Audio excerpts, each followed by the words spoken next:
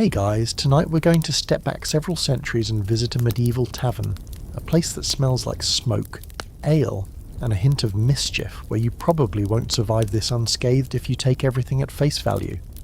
So, before you get comfortable, take a moment to like the video and subscribe, but only if you genuinely enjoy what I do here. Alright, now quick check. Where are you watching from? What time is it in your city? Perfect. Because the hour of the day subtly changes how the tavern feels, whether it's a sleepy afternoon or a boisterous evening. Now, dim the lights, maybe turn on a fan for that soft background hum, and let's ease into tonight's journey together. You push open the heavy wooden door, its iron hinges groaning like a warning, and step into a world that smells alive. Smoke curls upward from the hearth, mixing with the sour tang of spilled ale and the faint odour of livestock tethered just outside. Your eyes take a moment to adjust to the dim interior. Daylight slants through tiny uneven windows, leaving streaks of grey that do little to illuminate the room. Immediately your ears are assaulted by overlapping layers of sound, the clinking of mugs, the low murmur of voices, a burst of laughter, and somewhere behind it all, the rasp of a fiddle playing an off-key tune. It's chaotic, yet oddly comforting, like being wrapped in a rough wool blanket that smells faintly of beer and smoke. The tavern's architecture feels alive in its own awkward way. Thick oak beams sag under centuries of weight, and the floorboards beneath your boots are uneven, squeaking in protest with each step. You notice the corners of the room where the plaster is chipped away, revealing a haphazard lattice of wattle and daub. Tables are heavy, scratched and sticky from generations of spills. The ceiling is low, forcing taller patrons to stoop, which somehow makes the place feel more intimate, almost conspiratorial, as if everyone inside shares a secret they're not quite ready to reveal. And then you spot the hearth, a gaping fireplace at the far wall where flames leap hungrily, casting dancing shadows on faces and bottles, creating a flickering tapestry of movement that seems to breathe along with the room. Across from you, the barkeep, a stout man with a ruddy complexion, flour and ale staining his hands, wipes a mug with a rag that has clearly seen better decades. He greets you with a gruff nod, as though he knows both the kind of person you are and what you'll attempt to order. There's something disarming about his presence, simultaneously welcoming and imposing, like the tavern itself. He moves with surprising agility, dodging the elbows of patrons while pouring pints, balancing the frothy mugs expertly. You notice a strange ritual in his actions. He taps each mug lightly against the bar before sliding it across, almost like he's sealing a silent promise between drinker and server, a medieval handshake that's half tradition, half superstition. Scholars debate why barkeeps of the era performed these little rituals. Some claim it was to ward off bad spirits, others argue it was merely a habit born from habit, yet either way, it adds to the place's sense of enchantment. Your attention shifts to the crowd, and you feel immediately like an intruder and participant all at once. There are farmers with sun-darkened faces and calloused hands, travellers whose cloaks are streaked with mud, and the occasional knight with a dented helm tucked under one arm. Everyone is talking, shouting, laughing, or trading the kind of stories that only make sense when you've shared the smell of sweat, ale, and smoke for hours. You notice the subtle hierarchy too. Even in a place that seems egalitarian, seating and attention reveal social cues. The wealthier patrons have more ornate mugs, sometimes carved wood or etched metal, while the poor sit on stools with legs uneven enough to wobble precariously. But the walls of this tavern seem to smooth over these differences. Laughter and spilled beer ignore rank, creating a rare space where peasants and soldiers could exist under the same low ceiling without formal distance. You move toward the bar and order a pint, marvelling at the thick foam that refuses to settle, almost mocking your impatience. The ale tastes of barley, slightly sour, and the tiniest hint of smoke from the brewing process. In a weird way, it's medicinal, the kind of drink you might later read in an old remedy book as good for the humours, though drinking too much could just as easily make you part of the humours problem. You notice that each patron has their own technique for handling the mug. Some grip it with 2 hands, others wrap their fingers around it as though it's a treasure. Every clink and gulp seems ritualistic, yet human, a fleeting connection between centuries of drinkers who have come before you. Fringe historians sometimes suggest that medieval ale was a survival mechanism more than leisure. It was safer than potentially contaminated water, but it's equally likely it was a social lubricant, a reason to gather, gossip, and survive communal life together. Then there's the food. Steaming bowls of stew sit on tables thick with root vegetables, salted meats, and whatever happened to be on hand that week. The smell is intoxicating, heavy with herbs, onion, and grease. Some patrons eat with spoons, most with fingers, tearing bread to soak up the last bits of sauce. You watch a child sneak a bit of meat from the table, while the mother is distracted. A common scene that quietly reminds you that life here is both fragile and vivid. Scholars still debate how much variety medieval diets truly had in taverns. Some argue it was surprisingly diverse, while others insist it was monotonous, largely consisting of barley, salt, and scraps. Either way, the sensory overload, the smells, textures, and flavours, pulls you deeper into the reality of the place. Music rises from a corner. A fiddler, out of tune but fervent, plays a melody that encourages tapping feet, clapping hands, and even the occasional impromptu dance. Patrons lift mugs to the rhythm, laughter swelling with each note. Entertainment here is fluid. Sometimes it's a song, sometimes a story, sometimes a joke that spirals into a philosophical debate. One man at a nearby table shouts over the din, insisting he knows the true meaning of courage, only to be met with a chorus of heckles and laughter.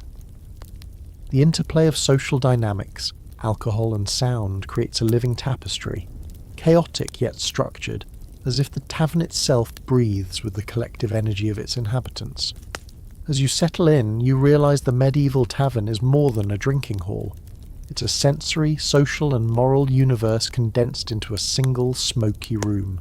You're enveloped in warmth, noise, smells, and a rhythm that has persisted through centuries in memory, paintings and occasional records.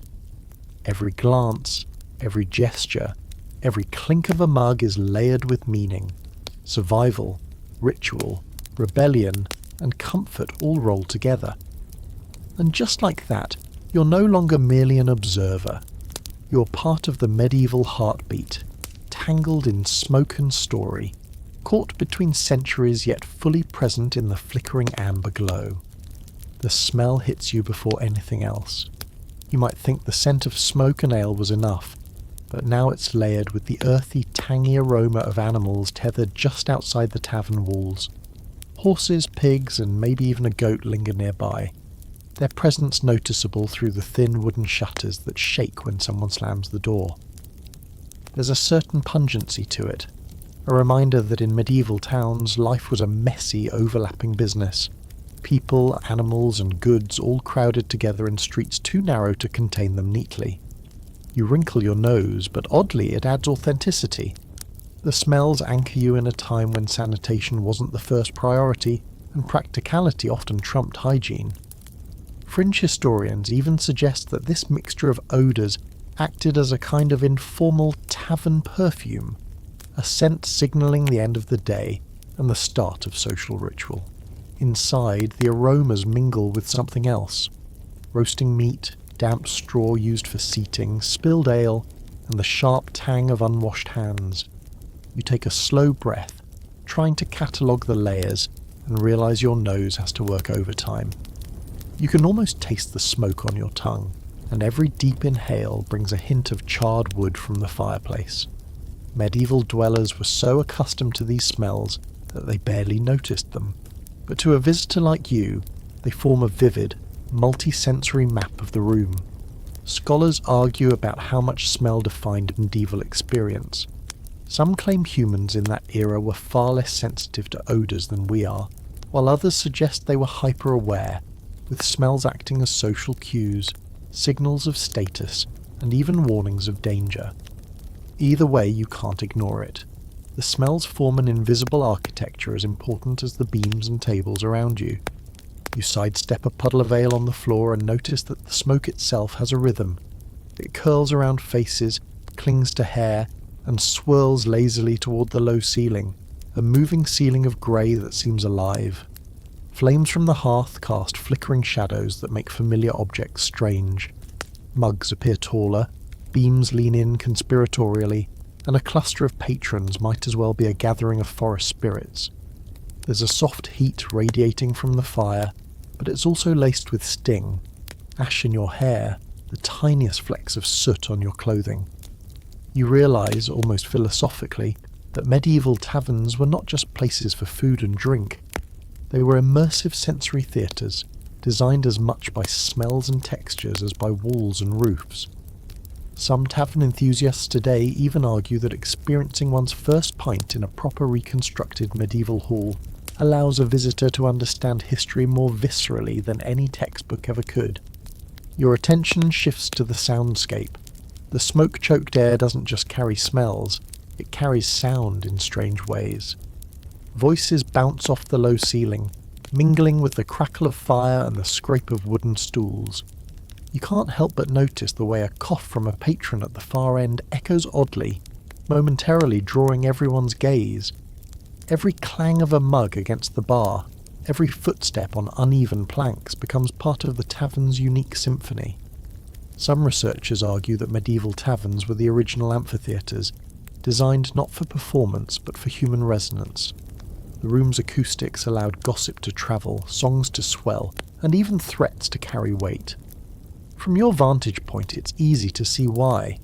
A shout here feels like it could ignite a story halfway across the room, while a whisper might vanish entirely unless you're leaning close. And then there's the fire itself. Sitting in its warmth, you notice the way it changes everything around it. The colours of hair, the hue of wooden beams, the sheen on a mug of ale. Flames dance in patterns that hypnotise, leaving your eyes tracing shapes that aren't quite there.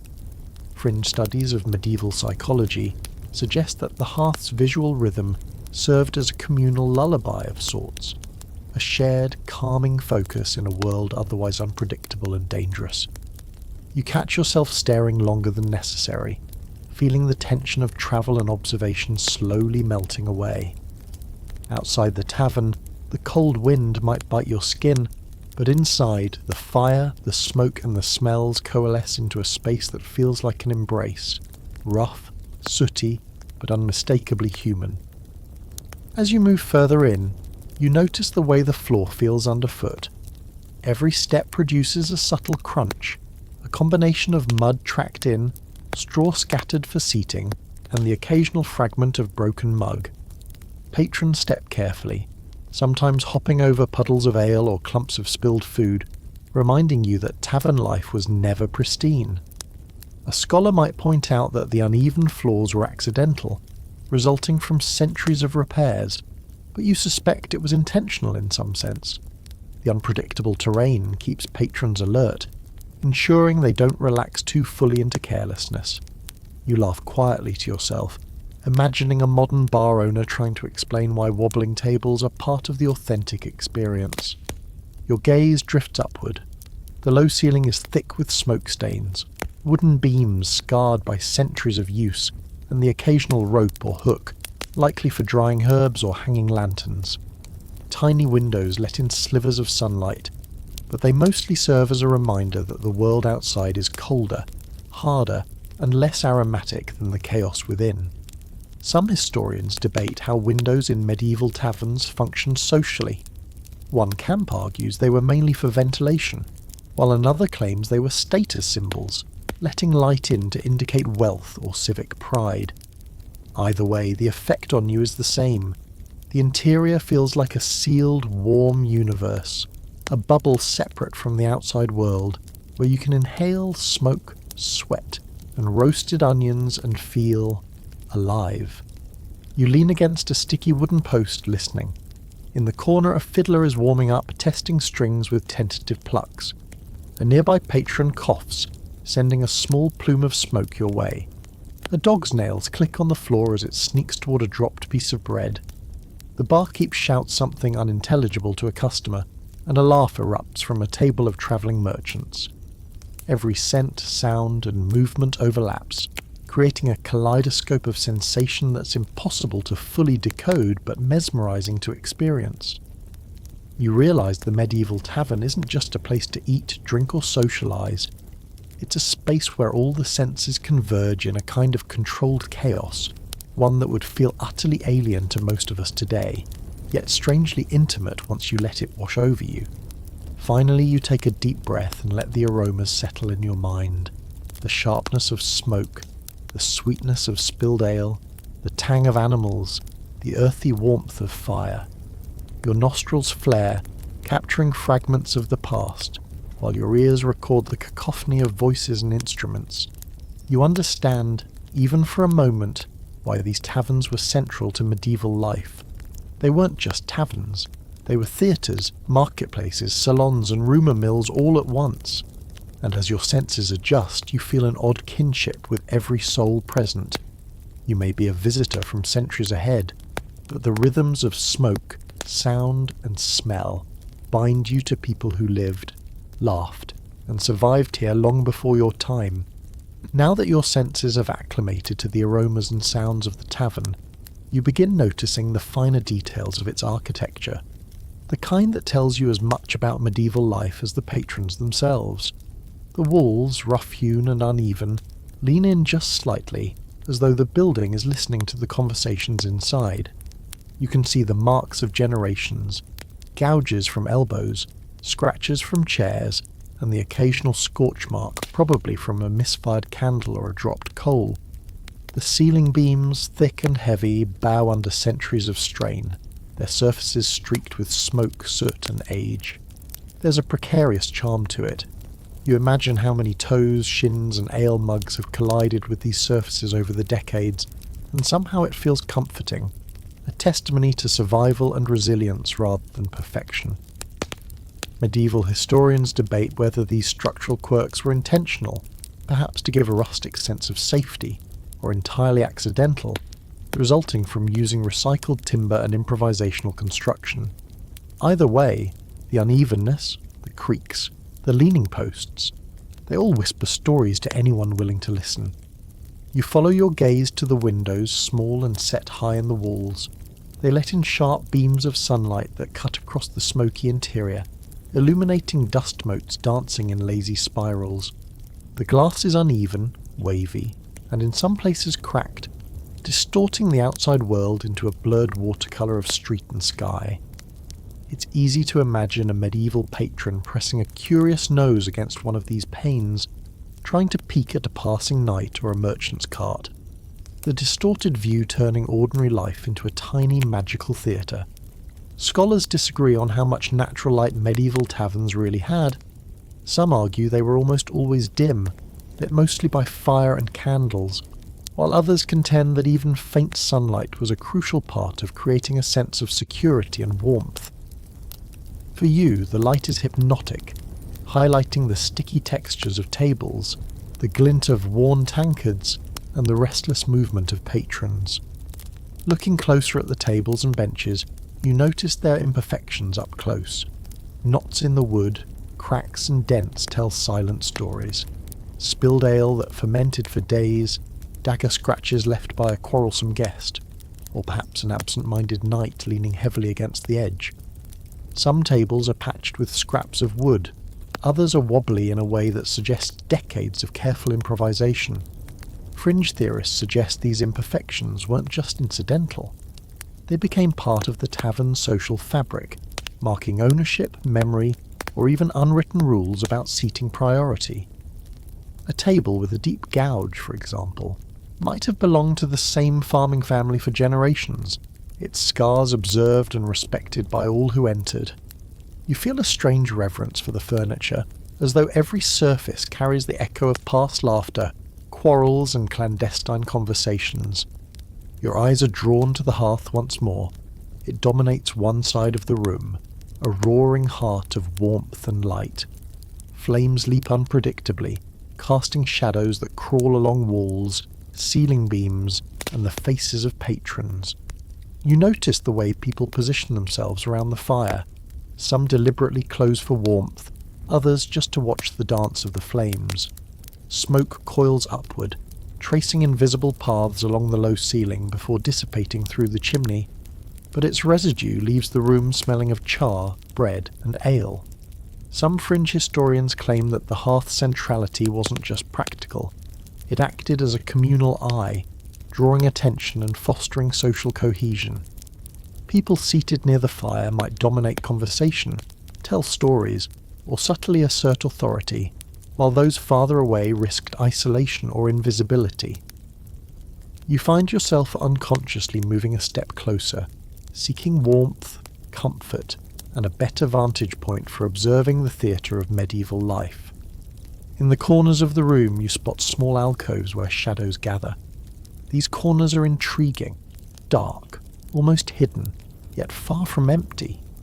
You see couples leaning close, whispering with heads almost touching, and merchants huddled together, counting coins or exchanging goods with a level of discretion impossible at the main tables.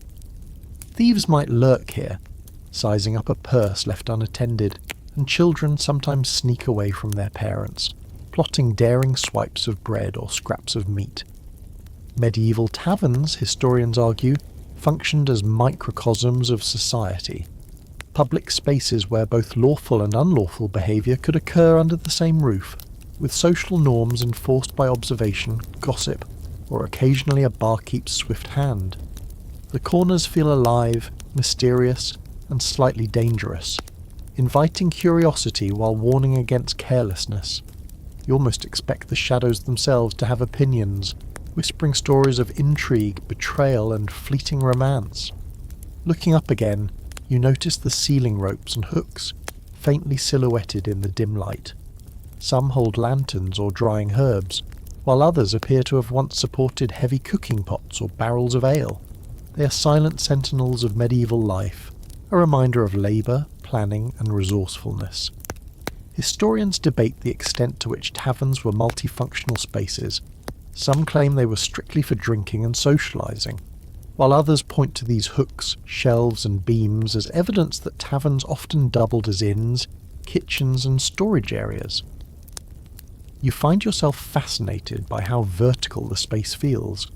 The low ceiling keeps the heat contained, the hooks hold the essentials, and the beams visually divide the room into zones of action, gossip, and rest. For someone like you, it's almost architectural storytelling. The tavern itself narrates how life functioned in its walls. As you wander deeper, your gaze falls on a small shelf where various objects sit. A crooked mug, a carved wooden charm, a half-empty jar of herbs. A local superstition says these charms ward off evil spirits, bad luck, or even hangovers, and while you can't be sure, their presence adds an air of mysticism. You notice patrons occasionally touch them, knocking lightly on wood, crossing fingers, or whispering a quick plea for fortune. Folklorists argue that tavern superstitions functioned as both psychological comfort and social bonding, a set of shared rituals binding patrons together. You catch a glimpse of a man tapping a mug 3 times before drinking and chuckle quietly, realizing you've become part of this unspoken rhythm just by observing. Finally, your attention drifts to the ceiling again, where smoke, light, and dangling objects merge into a kind of living canopy. You notice how the movement of air and flickering flame creates shifting patterns, almost as if the ceiling is breathing along with the room. You realize that medieval tavern architecture wasn't just practical, it created a sensory environment.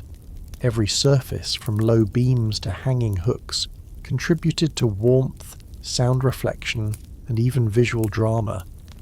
Scholars debate how conscious these choices were. Some argue builders simply used available materials, while others suggest a subtle understanding of social dynamics shaped tavern construction.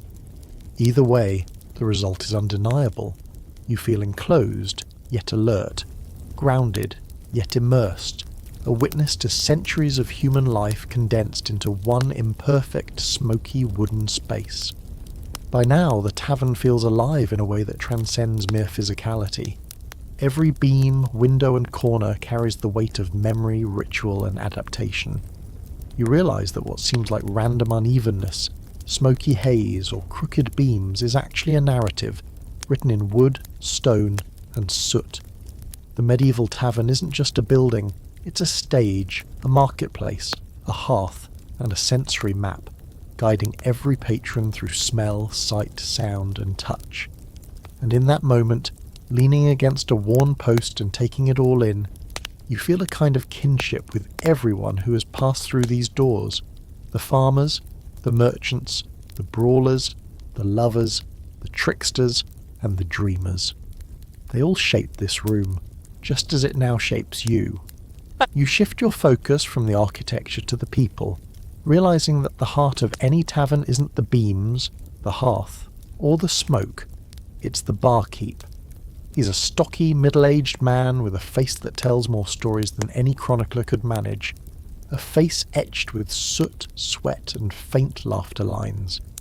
His hands are perpetually stained, dark from ale, pale from flour, rough from splitting firewood, and surprisingly deft as he juggles mugs, calls out orders, and diffuses minor disputes. You notice the way he moves, a combination of efficiency, familiarity, and authority.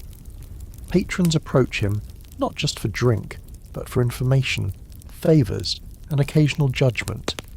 He knows which regulars can be trusted, who's likely to start a fight, and which tales are too tall to believe, but he treats everyone the same, with a rough-edged neutrality that somehow feels fair. Scholars debate the barkeep's role. Some insist he was merely a vendor, while others argue he was the social linchpin, a subtle authority figure maintaining order in a space that might otherwise spiral into chaos. You watch him greet a group of farmers at the far table, calling out nicknames and pouring mugs with practiced ease. One of them leans forward conspiratorially, whispering a rumour about the town's mayor, and the barkeep leans in just slightly, nodding with a faint smirk. He's not just serving drinks, he's curating information, reading expressions and managing relationships, a quiet overseer of a miniature society. Fringe historians note that barkeeps often acted as informal intelligence agents, subtly collecting news, gossip, and even secrets for local authorities or rival taverns. You realise that while his apron and heavy boots suggest mundanity, every move is a performance, carefully tuned to balance authority, charm, and restraint. The crowd itself is a fascinating mix, and your gaze drifts to the tables. You see peasants with dirt-streaked faces, merchants in patched but tidy clothing, and travellers whose cloaks bear the dust of distant roads. Each group occupies slightly different spaces, yet all share the same smoky air, the same warmth of the hearth, and the same cacophony of overlapping voices. You notice the subtle rituals of social hierarchy. Wealthier patrons may have sturdier benches or finer mugs, but their presence is accepted rather than flaunted. Meanwhile, a group of children darts between legs, carrying stolen scraps of bread or crumbs of curiosity, reminding you that medieval taverns weren't just adult domains. They were living, breathing microcosms of society, where every age and class intermingled. Historians debate the extent of this mingling. Some argue taverns were strictly adult spaces, while other evidence suggests children were regular participants in the social ecosystem, whether assisting parents or learning early lessons in human nature.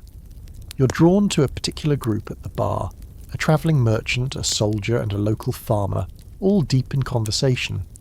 Their voices rise and fall, animated but not hostile, discussing everything from recent harvest to distant wars.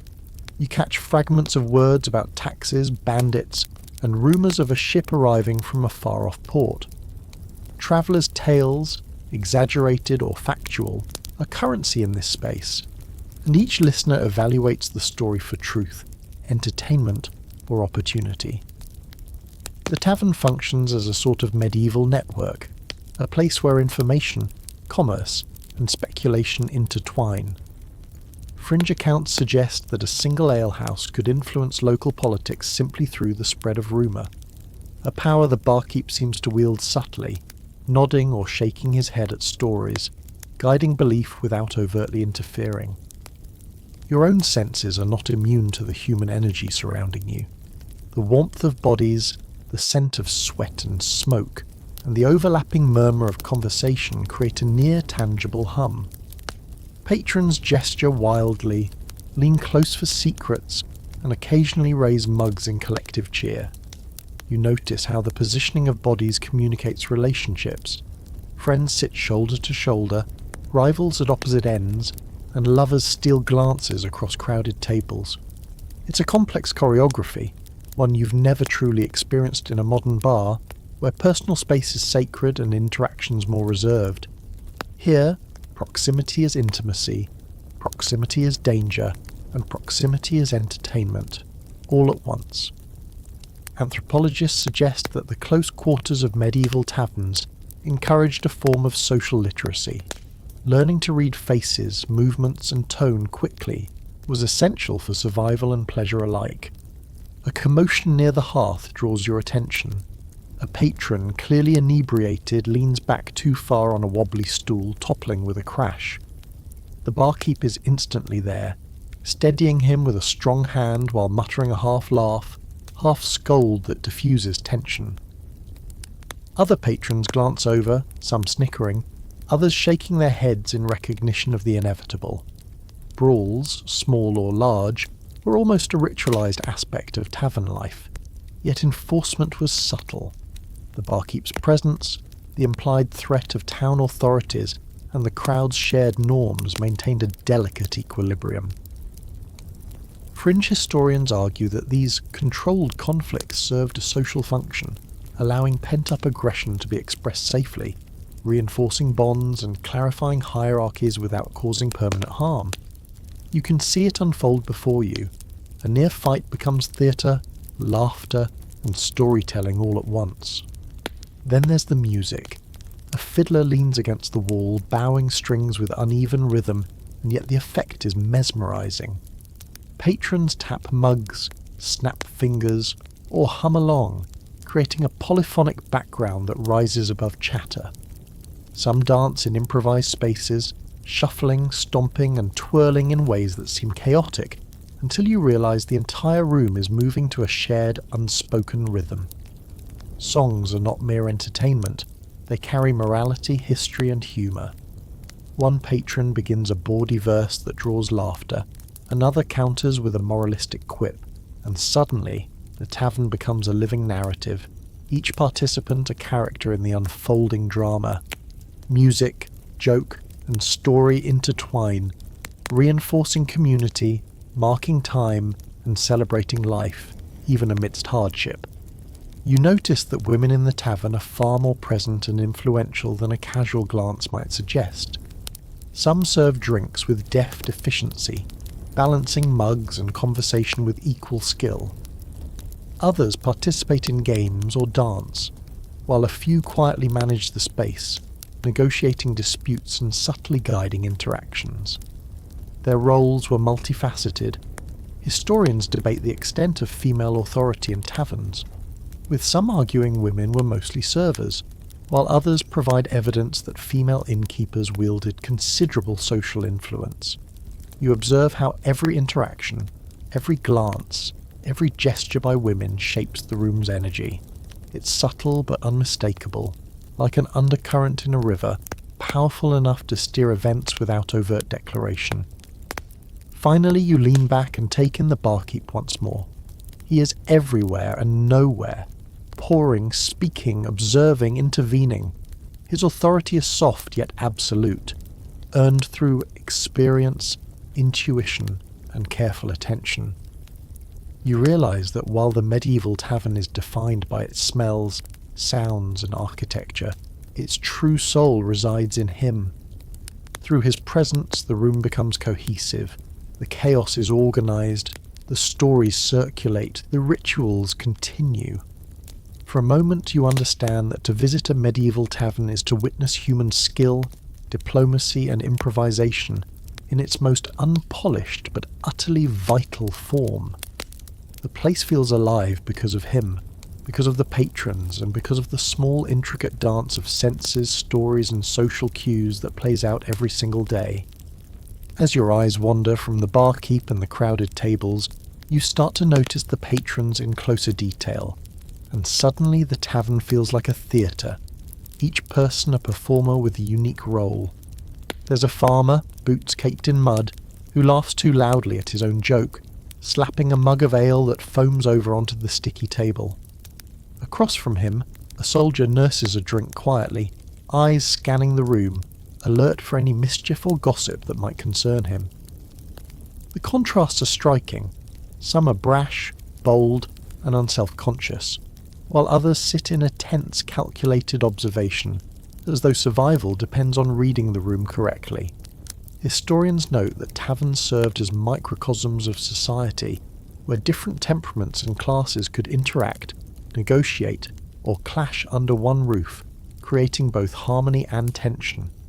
You find yourself watching, quietly analysing, trying to decode each glance, gesture, and posture, realising that this is as much a study in human psychology as it is in medieval life. Nearby, a group of travellers from another town are telling tales of distant roads, strange customs, and wild adventures.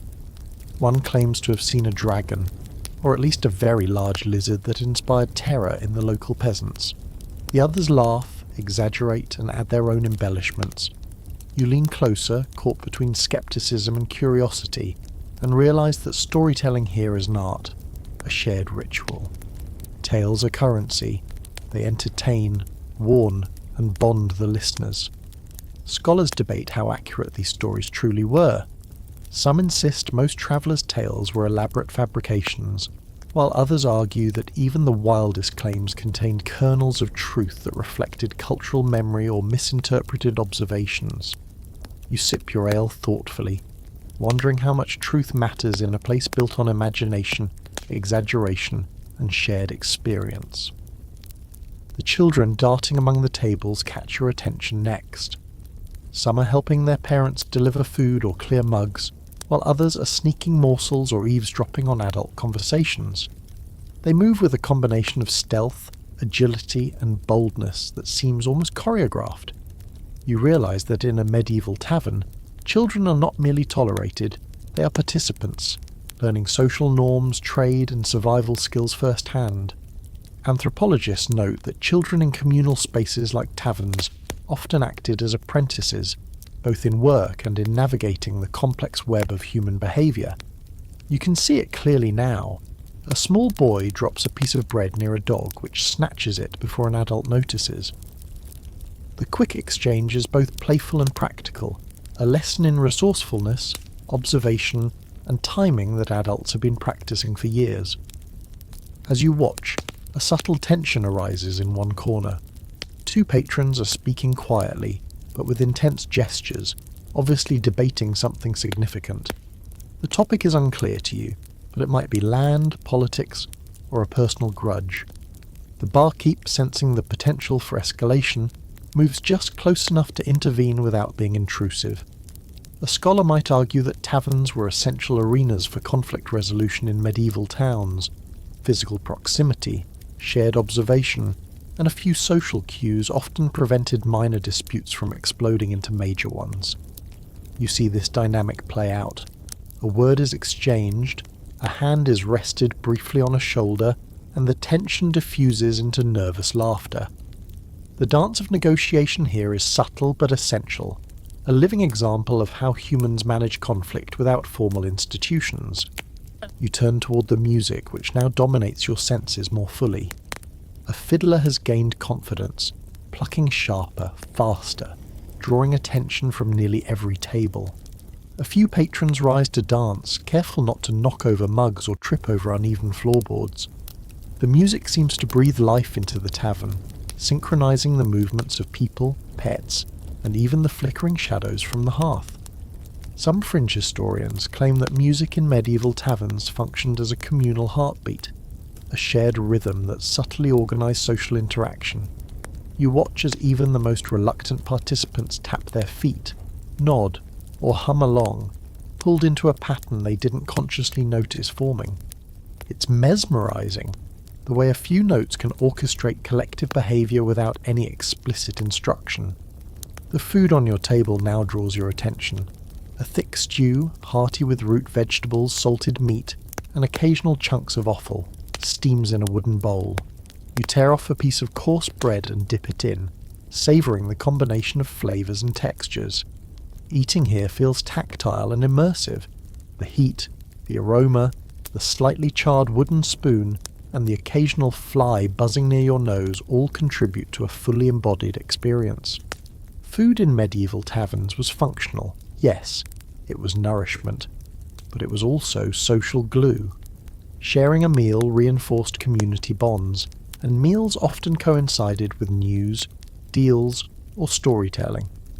Fringe studies even suggest that the uneven quality and occasional surprise ingredient heightened alertness, encouraging patrons to remain attentive to their surroundings, a subtle survival mechanism hidden in flavour. You notice the way the patrons interact with one another. The young woman refills mugs and exchanges a few words with the regulars, her gestures light but commanding. A man at the far table leans too close, sparking a brief, sharp argument, which dissolves just as quickly under the watchful eye of the barkeep. The room thrives on these small fleeting conflicts. They provide energy, amusement, and learning experiences.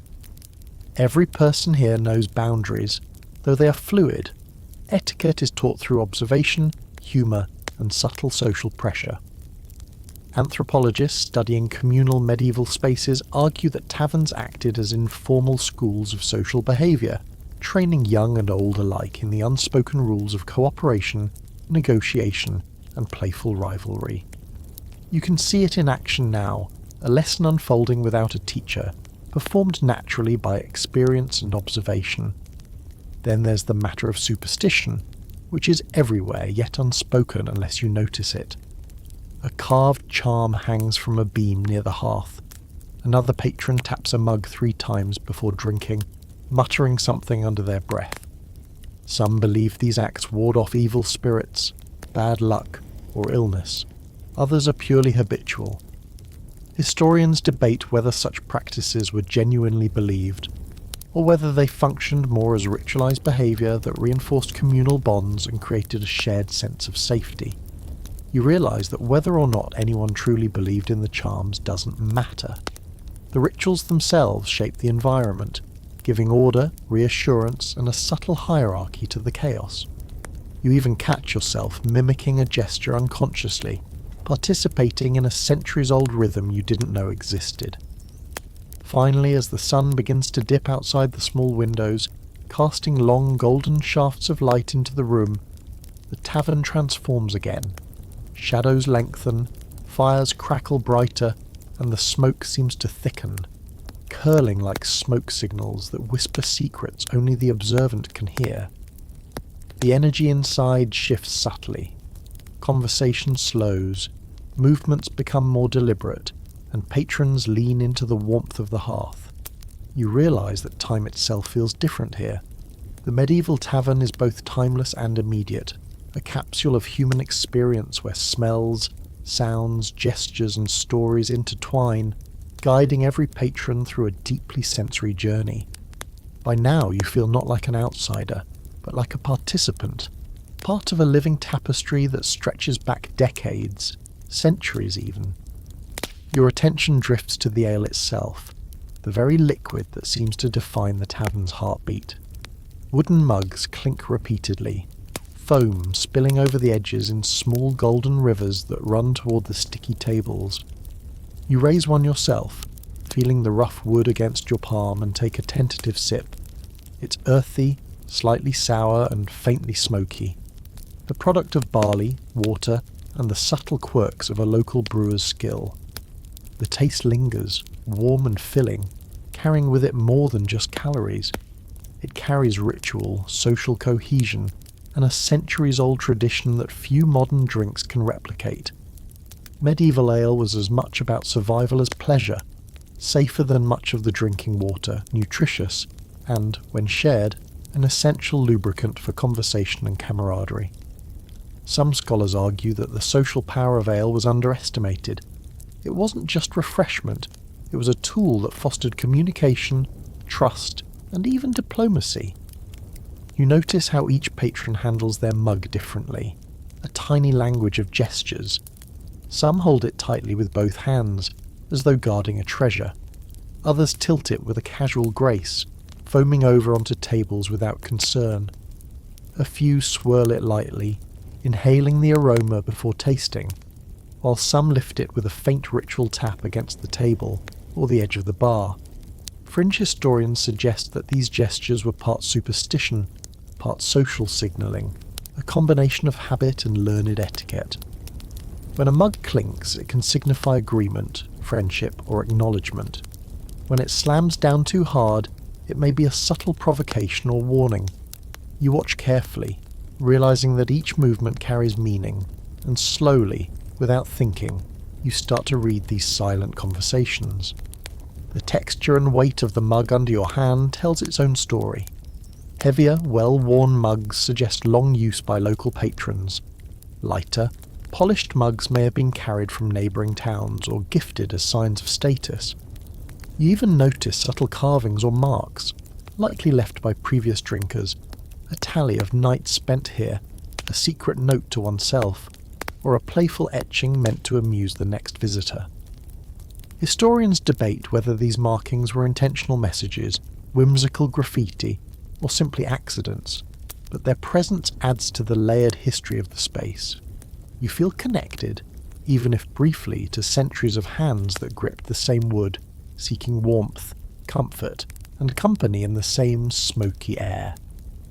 You sip again, and notice the interplay of flavour, warmth, and environment. The ale is more than a drink. It's a ritual experience. Its bitterness is softened by the fire, its aroma enhanced by smoke and roasting meat, and its social power reinforced by the shared acknowledgement of fellow patrons.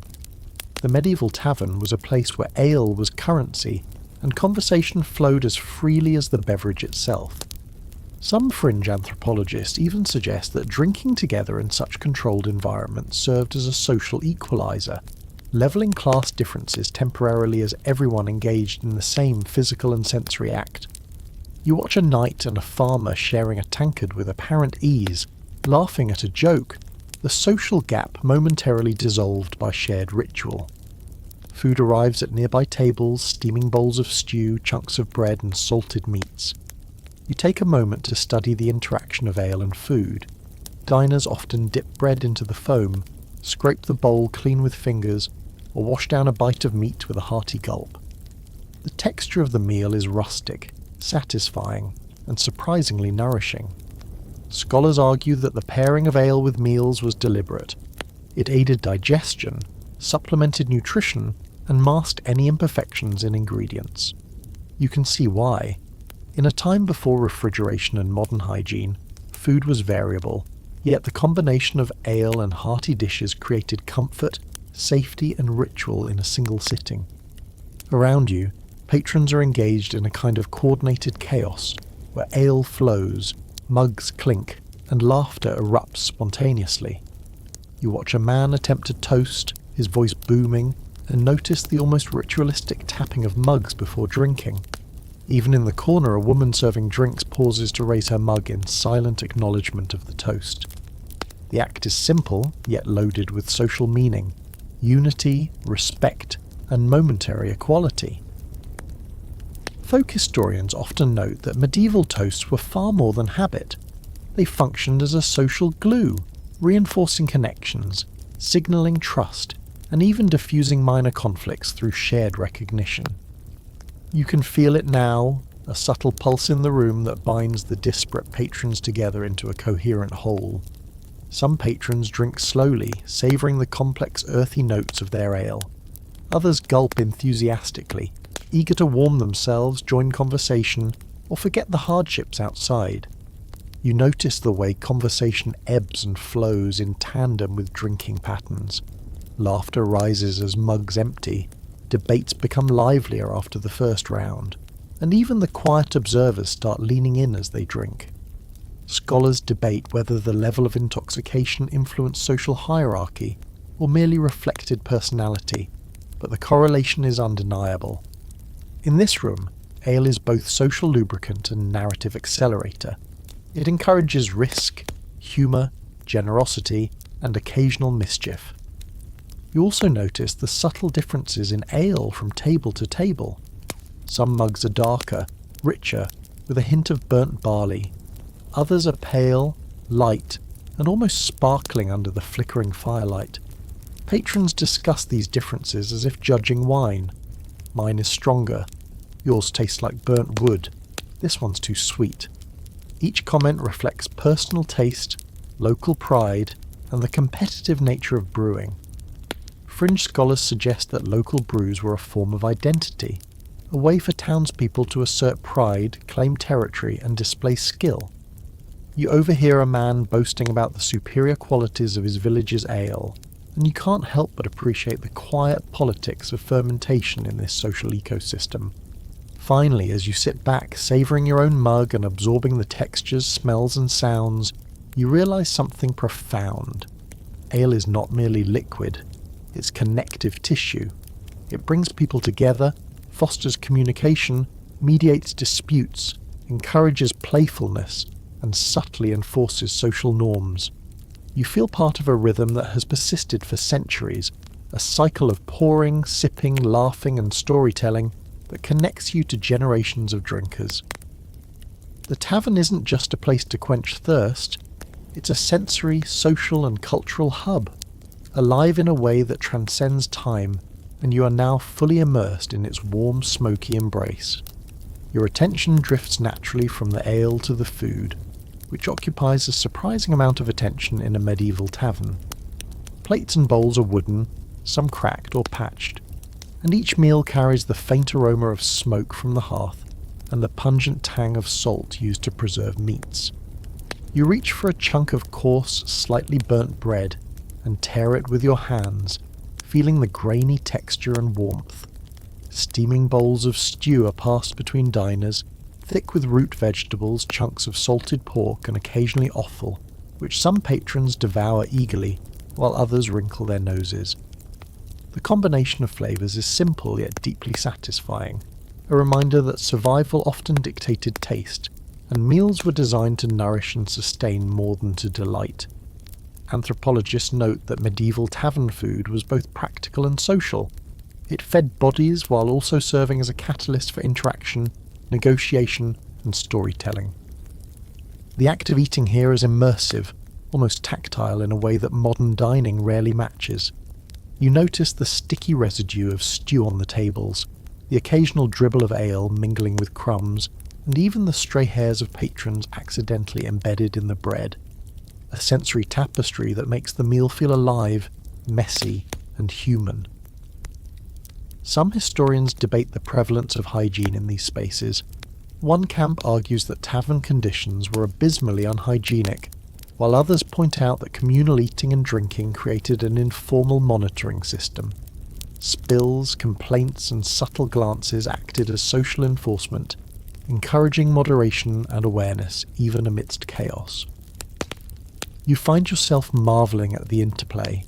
A single bowl of stew can simultaneously nourish, entertain, and educate the senses in ways that transcend mere sustenance.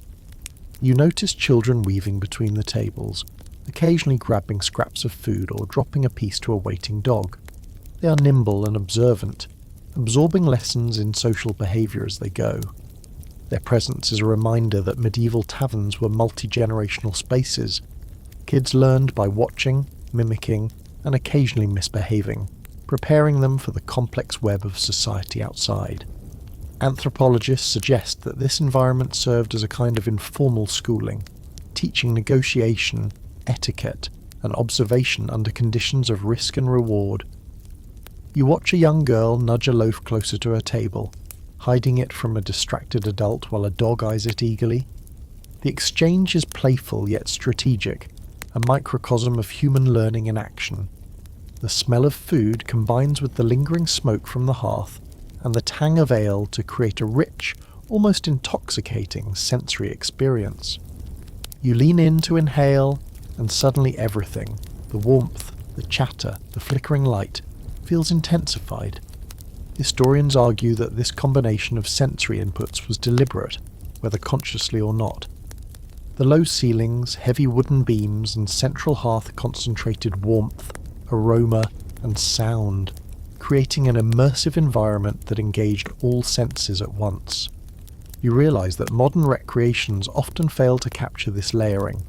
A tavern isn't just food plus drink plus fire. It's a multi-sensory ecosystem where every element interacts to reinforce communal bonds. You watch patrons interact around their meals, noting the subtle choreography of medieval dining. Some dip bread into stew, others use it to mop up spilled ale, while a few scoop chunks of meat directly with their hands. Fingers and utensils alike are guided by habit, efficiency, and etiquette, a language you're slowly learning. Some fringe historians argue that eating by hand was more than practicality. It encouraged connection to the food, heightened sensory awareness, and reinforced a kind of humility, reminding patrons of the direct relationship between labour, harvest, and sustenance. You see it now in the way a farmer carefully tears bread and shares it with a neighbour, an unconscious acknowledgement of interdependence and communal survival. Music continues in the background, intertwining with the act of eating. The fiddler's notes rise and fall, a soundtrack to clinking mugs and chopping spoons.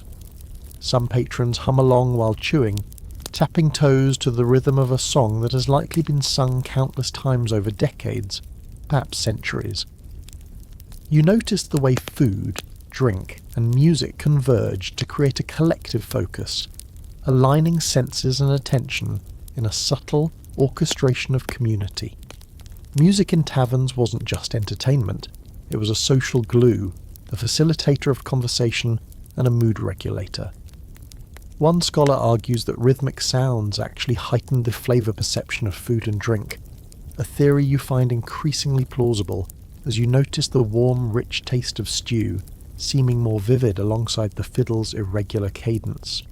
You turn your gaze to the communal tables, where strangers share bites, comment on the flavour, and occasionally argue over the best way to eat a particular dish. Social hierarchies are apparent but softened.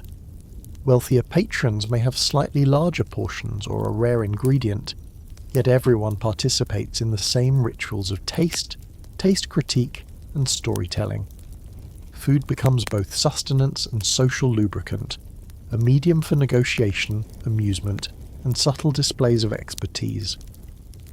Some fringe anthropologists even suggest that the ritual of passing bowls and sharing bread helped manage scarce resources while reinforcing communal bonds, a form of early social engineering embedded in the act of dining itself. You take a moment to focus on the sensory details of your own meal. The bread is coarse, slightly sweet from the grains, the stew rich, salty, and smoky, and each bite carries warmth that extends through your hands and arms. You realise that eating here is not merely functional, it's an experience in presence. Medieval taverns were spaces where taste, smell, texture, and social interaction were inseparable. Every forkful or hand-to-mouth motion connects you to centuries of people who have repeated the same gestures, shared the same flavours, and participated in the same sensory network. It's a kind of time travel that engages more than memory.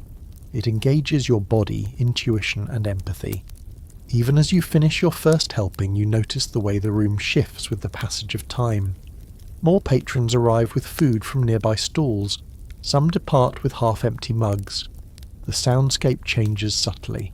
The conversation dies down. The music crescendos briefly. Laughter rises and falls. Every plate, every bowl, every bite contributes to this living rhythm. The tavern feels less like a static place, and more like a dynamic organism, sustained by the interactions of its patrons, the consumption of ale and food, and the shared attention to experience. You feel almost dizzy in a pleasant way, caught between the smells, flavours, and sounds that have defined this medieval world. Finally, you reflect on what food in a medieval tavern really represents.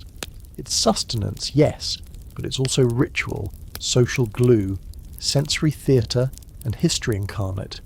Each meal carries flavour, story, and cultural memory, blending the practical and the symbolic into a single, cohesive experience.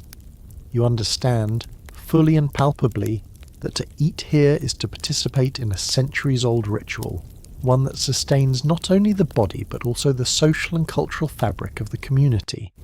The ale warms you, the stew nourishes you, and the atmosphere envelops you in a comforting, chaotic embrace that feels simultaneously timeless and immediate. With food and ale swirling through your senses, you begin to notice the music more deliberately, the way it threads through the tavern like invisible smoke, shaping the energy of the room.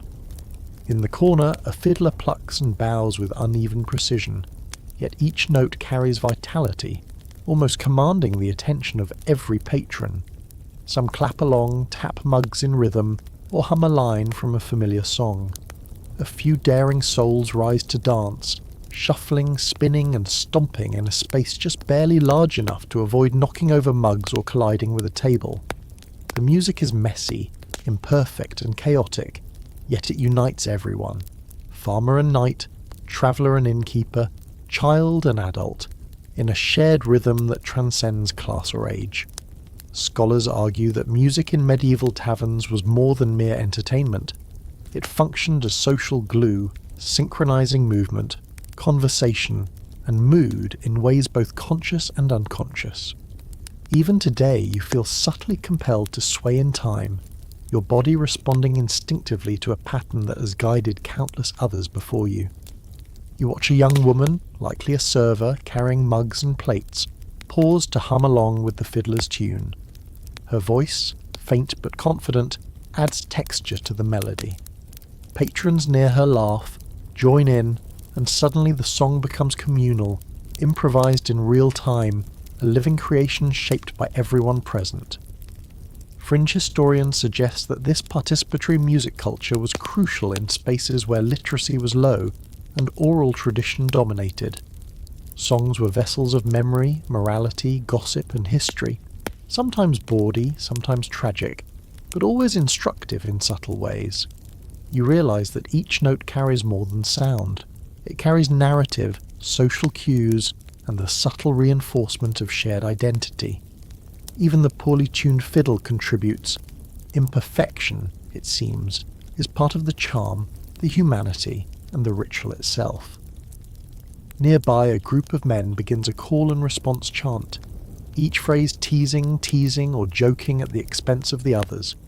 The pattern spreads, and laughter rises in waves, punctuated by clinks of mugs and stomps of boots.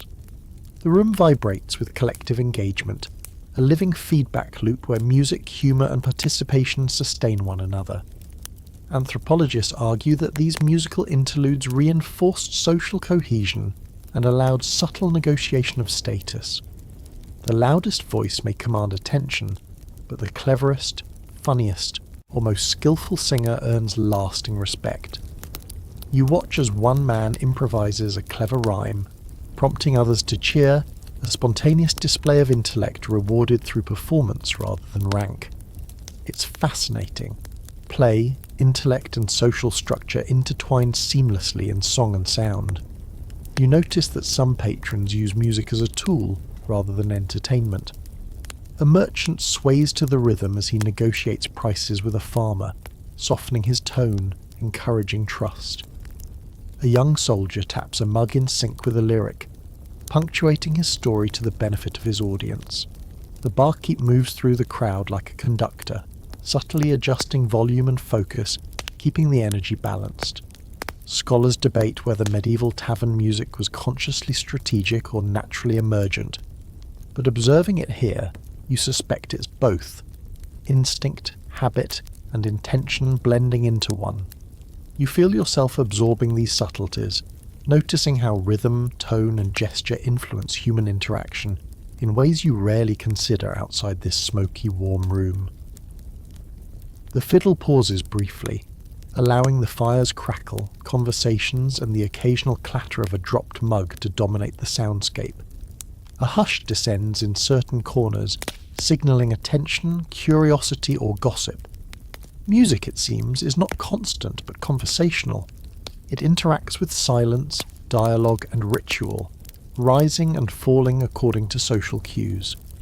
Fringe theorists suggest that this dynamic interplay of sound and stillness was as important as the notes themselves. The room breathes like an organism, pulsing with life, drawing its energy from both sound and pause, from performance and observation alike. You feel the tempo of the tavern in your chest, a rhythm you hadn't consciously registered until now. Some of the songs are bawdy, others moralistic, a few recounting local events, sieges, or miraculous tales.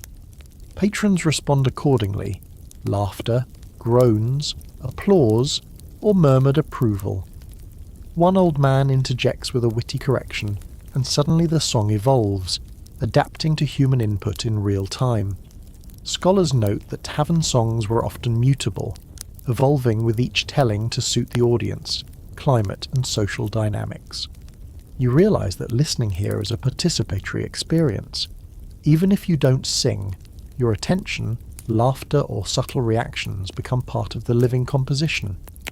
Music is a communal mirror, reflecting the personalities, hierarchies, and moods of the room simultaneously. You watch a particularly daring pair rise to dance between tables.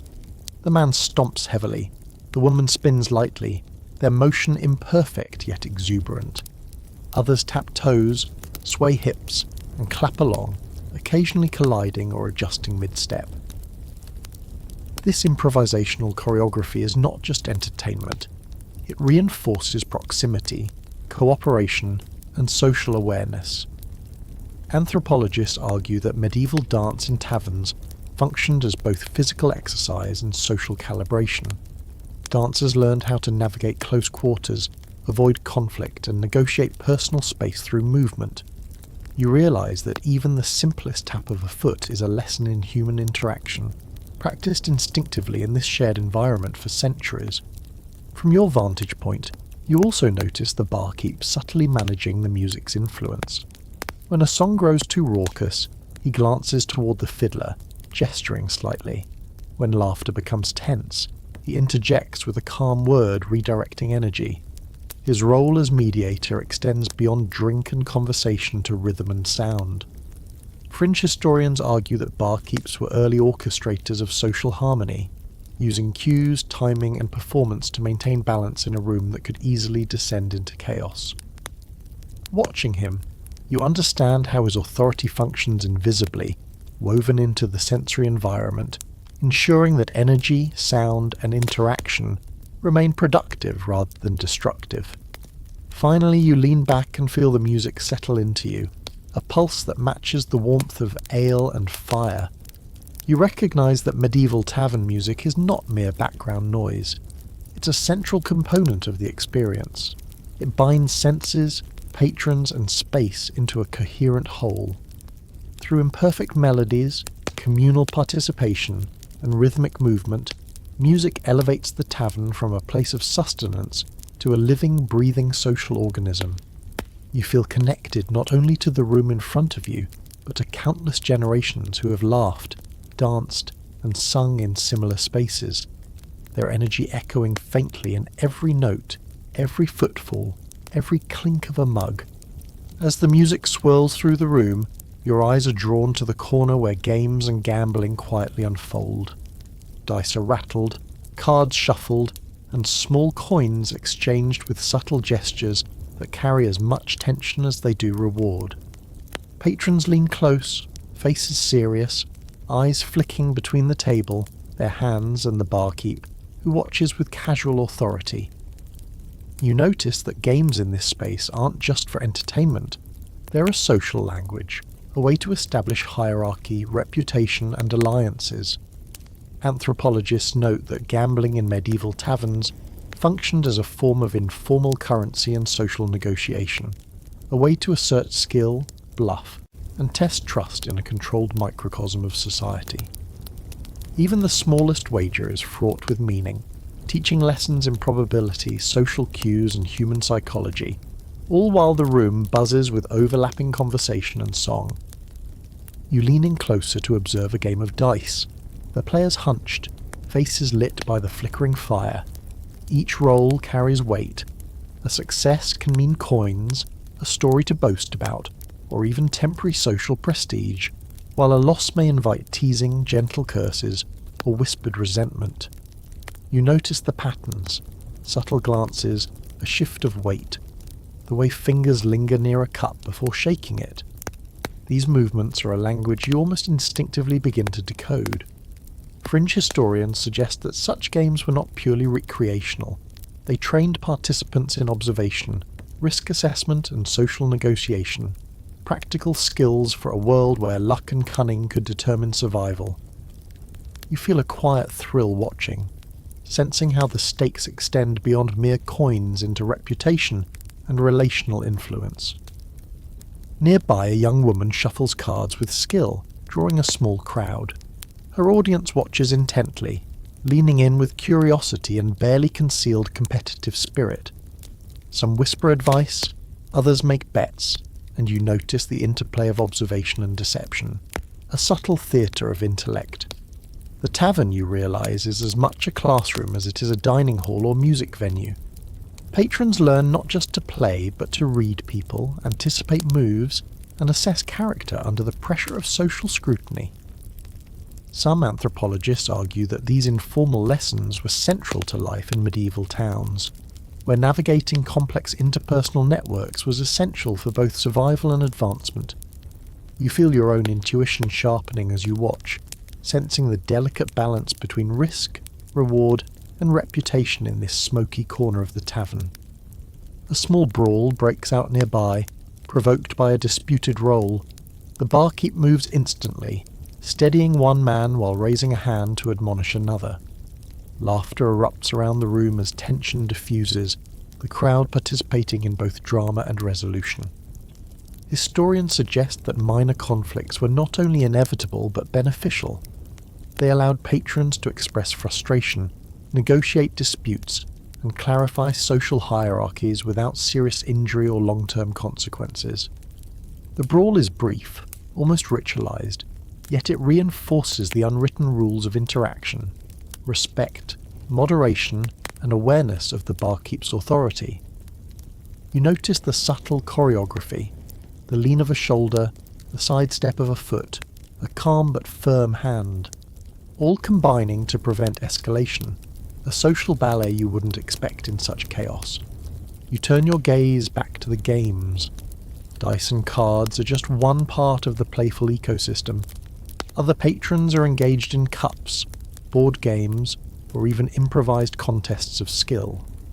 The diversity of games reflects the diversity of patrons, from farmers testing luck to travellers boasting exotic tricks learned on distant roads. Fringe historians point out that games often carried educational value.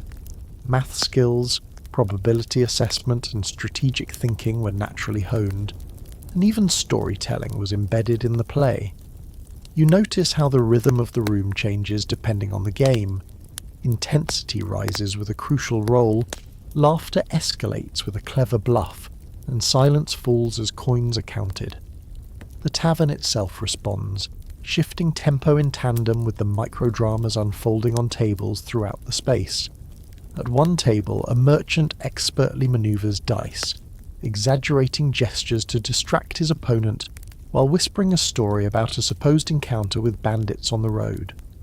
The man across from him leans in, half focused on the game, half absorbed in the narrative. You realise that games and storytelling are intertwined. Strategy, deception, and entertainment fuse into a single social act. Patrons judge each other, not just on luck or skill, but on charisma, wit, and the ability to perform under observation. Anthropologists argue that this integration of play, narrative, and social negotiation is a hallmark of medieval tavern culture, and watching it in action, you begin to see why these spaces were central to civic and personal life. Meanwhile, a group of children observes from the sidelines, learning the rules, the gestures, and the etiquette of participation. They whisper to one another, mimicking movements and predicting outcomes, absorbing lessons in probability, diplomacy, and observation that will serve them in adulthood. The tavern functions as a kind of informal academy, where risk, reward, and human behaviour are studied firsthand. You watch a boy excitedly mimic a bluff he just witnessed, giggling when a coin clatters to the floor, and realise that participation and observation are equally educational, whether one is an adult or a child. This tiny classroom of luck and strategy pulses with life, teaching more than any formal instruction could. Music continues in the background, weaving around the clatter of dice and the shuffling of cards. The interplay of sound, movement, and human interaction creates a rich sensory tapestry that pulls you deeper into the experience. The flickering firelight highlights faces, gestures, and objects in a dance of shadow and light, emphasizing tension, triumph, and humour. Some historians suggest that the multi-sensory environment, the smell of ale, the warmth of fire, the taste of food, the sound of music, the tactile engagement of games, was intentionally orchestrated, whether consciously or emergently, to enhance engagement, attention, and social cohesion. You feel it now, the subtle magic of the tavern. It's not only a place of entertainment, but a finely tuned ecosystem of human interaction. Finally, you step back mentally, observing how the games, brawls, music, and storytelling all intertwine. Each event, no matter how small, contributes to a larger rhythm, a pulse that connects every patron to one another and to the space itself. The ale lubricates conversation, the hearth radiates warmth, the floorboards carry footsteps that punctuate narratives, and the dice determine both chance and social flow. You realise that in a medieval tavern, no action exists in isolation. Everything interacts, creating an ever-evolving web of human experience. It's immersive, chaotic, and beautiful. A living snapshot of society condensed into a room of smoke, fire, sound, and laughter. Even as you watch dice roll and mugs clink, you begin to sense the subtle, almost tangible tension that underlies the tavern's seemingly chaotic energy. Arguments flare, voices rise, and occasionally a mug slams down a bit too hard, punctuating the air with both sound and intent. There's a peculiar smell in these moments, a mix of spilled ale, sweat, and the sharp, metallic tang of copper coins tossed too eagerly across the table. It's not just a scent, it's a signal, an invisible warning that the room's equilibrium is momentarily disrupted. Patrons instinctively glance toward the commotion, some ready to intervene, others bracing for entertainment. Historians argue that these minor conflicts were as much ritual as danger, controlled displays of frustration and competition that reinforce social norms without permanent harm. You feel the tension in your own chest, oddly exhilarating, a visceral reminder of how alive this space is. You notice a burly man at the centre of the minor dispute, red-faced and leaning heavily on the table, shaking his mug slightly as he argues over the outcome of a dice roll. The barkeep approaches, hands raised in a calm, almost choreographed gesture, diffusing the argument without force. A hush falls briefly as the barkeep's authority asserts itself. You can see how much of his power is earned through subtlety, experience, and keen observation, rather than brute strength. Anthropologists note that tavern authority figures functioned in this way because they had to maintain safety and social cohesion without formal enforcement, relying on presence, gestures, and reputation rather than physical control. The man reluctantly grumbles, the crowd chuckles, and balance is restored in a few seconds, almost ritualistically. Nearby, a woman serves mugs and plates, her movements deliberate, practiced, and efficient. She navigates the room with ease, stepping over spilled ale and sidestepping a child darting underfoot. You realise that her role extends beyond service. She is a silent enforcer, a mediator, and a stabiliser in the chaos. Women in medieval taverns often wielded power in subtle but essential ways, ensuring smooth operations and social harmony. Scholars debate the extent of female influence in taverns. Some argue it was minimal, limited to serving duties, while others emphasise that women often controlled communication, gossip, and even conflict resolution, functioning as unseen yet crucial authorities. You watch her deftly redirect a minor scuffle with a well-timed comment, and it becomes clear that her skill is indispensable to the room's balance. The smell of trouble lingers even after the argument dissolves.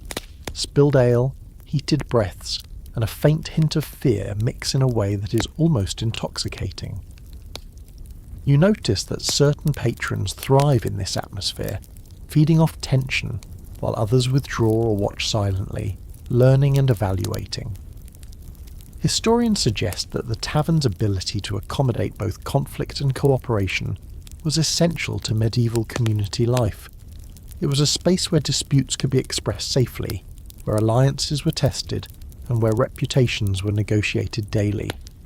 You feel acutely aware of these dynamics as a visitor, sensing how human behaviour adjusts constantly to maintain equilibrium, entertain, and survive. The brawl may be small, but its consequences ripple. Patrons glance at one another differently, subtle alliances are recalibrated, and humour emerges as the tension dissipates. A well-timed joke or a shared laugh functions as a social reset, bringing the room back to harmony. Anthropologists argue that humour in communal spaces serves as both social lubricant and conflict resolution, diffusing aggression while reinforcing bonds. You notice a man at the far table smirking and whispering to his neighbour, a subtle acknowledgement that he observed the incident and understands its implications, a microcosm of the informal social codes operating in real time. You shift your focus to the physicality of the tavern. The low beams, uneven floors, and flickering firelight amplify every sound, every movement, every clink of a mug. The acoustics make arguments feel larger, laughter more infectious, and silence oddly resonant. Scholars debate whether medieval tavern design intentionally manipulated these sensory effects, but you suspect that even if accidental, the architecture contributes significantly to social behaviour.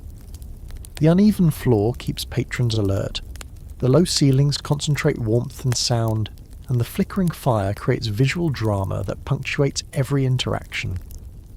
You feel the room not just as a space, but as a living participant in the drama unfolding within it. Meanwhile, gambling and games continue nearby, seemingly unaffected by the disruption. Dice roll, coins clatter, and tension rises and falls like the tide. You notice how players subtly adjust their behaviour after witnessing the argument. Cautious gestures, more deliberate bluffs, or a softer tone when negotiating stakes. Anthropologists suggest that observing conflict while participating in games teaches lessons in risk assessment, strategy, and social intelligence, all within a controlled environment. The tavern, in this way, functions as a multi-layered school of human behaviour. Every spill, shout, or clink contributes to education, amusement, and adaptation. Music also continues in the background, interacting with the tension and restoring equilibrium. The fiddler's notes rise and fall, sometimes punctuating an argument, sometimes filling empty moments with rhythm that anchors conversation. Patrons tap feet, hum along, or pause mid-gesture to appreciate the melody, and suddenly, the room feels synchronized again. Music, scholars argue, was as essential to social regulation as the barkeep or the architecture itself. Its rhythm subtly encourages cooperation, draws attention, and even tempers aggression, transforming potential chaos into shared experience. You feel the power of sound, understanding intuitively how melody, harmony, and human behaviour converge to maintain balance in a crowded, smoky space. You notice the ebb and flow of energy. Conflict arises, peaks, and resolves. Laughter grows, conversation shifts, and music rises to reinforce harmony. Even minor scuffles, arguments over games or whispered disputes contribute to the rhythm, maintaining engagement, social learning, and communal cohesion. The medieval tavern, you realise, is not merely a location, it is an organism, alive with energy, human interaction, and sensory feedback. Every voice, glance, gesture, and mug clink contributes to the pulse, and as you sit quietly observing, you become a part of it, sensing the invisible networks that connect every patron, every story, and every morsel of sensory input. Finally, you lean back and inhale deeply, savouring the combined sense of smoke, ale, food, and tension. You understand now that trouble in the tavern isn't a flaw. It's a vital feature, a reminder that life here is unpredictable, interactive, and communal. Minor conflicts teach, entertain, and bond patrons, reinforcing the social tapestry that sustains the space. You feel a strange comfort in the chaos, recognizing that the medieval tavern thrives on balance achieved through vigilance, ritual, and subtle authority. It's messy, it's pungent, it's loud, and it's entirely human, a perfect reflection of the world outside these walls. You start noticing the hidden corners of the tavern, shadowed recesses that seem almost alive with secrets. These dark nooks are where the drama of medieval life often played out quietly, away from the watchful eye of the barkeep and the central hearth. Couples huddle together, whispering, their heads so close that you can barely glimpse their faces. Merchants confer in low tones, counting coins and exchanging delicate pieces of information about trade routes or goods. Occasionally you catch a furtive glance from a pickpocket sizing up a purse left unattended. These hidden corners feel simultaneously safe and dangerous, a microcosm of the tavern's dual nature, a sanctuary for connection and a playground for risk. Historians argue that these areas were essential to the social ecology of medieval taverns, providing space for private negotiations, secret liaisons, and quiet observation. You realise that even as a visitor, you are witnessing centuries of human behaviour unfolding naturally in these semi-obscured spaces. A shadowed alcove catches your attention further, occupied by an older man who sits alone, head bowed, muttering under his breath while tracing patterns on the table with his finger. Is he praying, thinking, or scheming? You can't tell, and perhaps that is the point. These spaces offer ambiguity, a canvas for interpretation and imagination. Fringe historians suggest that alcoves like this may have functioned as both physical and psychological refuges, allowing patrons to engage with their own thoughts or clandestine plans without fear of immediate scrutiny. You watch the man briefly, noticing how others skirt around him, acknowledging his presence without intrusion. The behaviour of the crowd seems instinctual. Respect the shadows, observe without interfering. It's a subtle dance, reinforcing the social code of the tavern while allowing for autonomy and mystery. Children, as always, weave between these corners, darting from one parent or guardian to another, observing, learning, and occasionally misbehaving. One young boy slips near a shadowed alcove, peeking at the merchant and soldier in quiet conversation, perhaps curious about trade or negotiation. The adult occupants barely notice, though a faint smile from the merchant suggests awareness. Anthropologists note that the interplay between hidden spaces and curious youth offered practical education. Children absorbed social norms, risk assessment, and human behaviour by stealth, learning skills they would carry into adulthood. You catch yourself thinking that you too are learning simply by watching. How subtle gestures, pauses, and glances carry meaning in ways words alone cannot convey. A pair of lovers occupies another nook, almost entirely hidden from the main room, heads close together and whispers punctuated by the occasional laugh or hushed sigh. You notice the care in their body language, subtle leaning, shifting weight, and cautious gestures that allow intimacy while avoiding attention. Fringe studies of tavern life suggest that such behaviour was not only romantic but strategic. These spaces offered privacy for negotiation, flirtation, and relationship building, in a world where social norms and public scrutiny were omnipresent. The lovers' quiet conversation contrasts sharply with the raucous laughter and music nearby, yet the two atmospheres coexist seamlessly, layered atop one another like threads in a tapestry. You find yourself fascinated by the balance of exposure and concealment, chaos and discretion in this complex social environment. Some alcoves are used for clandestine trade. A merchant leans toward a travelling stranger, whispering in low tones while sliding a small pouch across the table.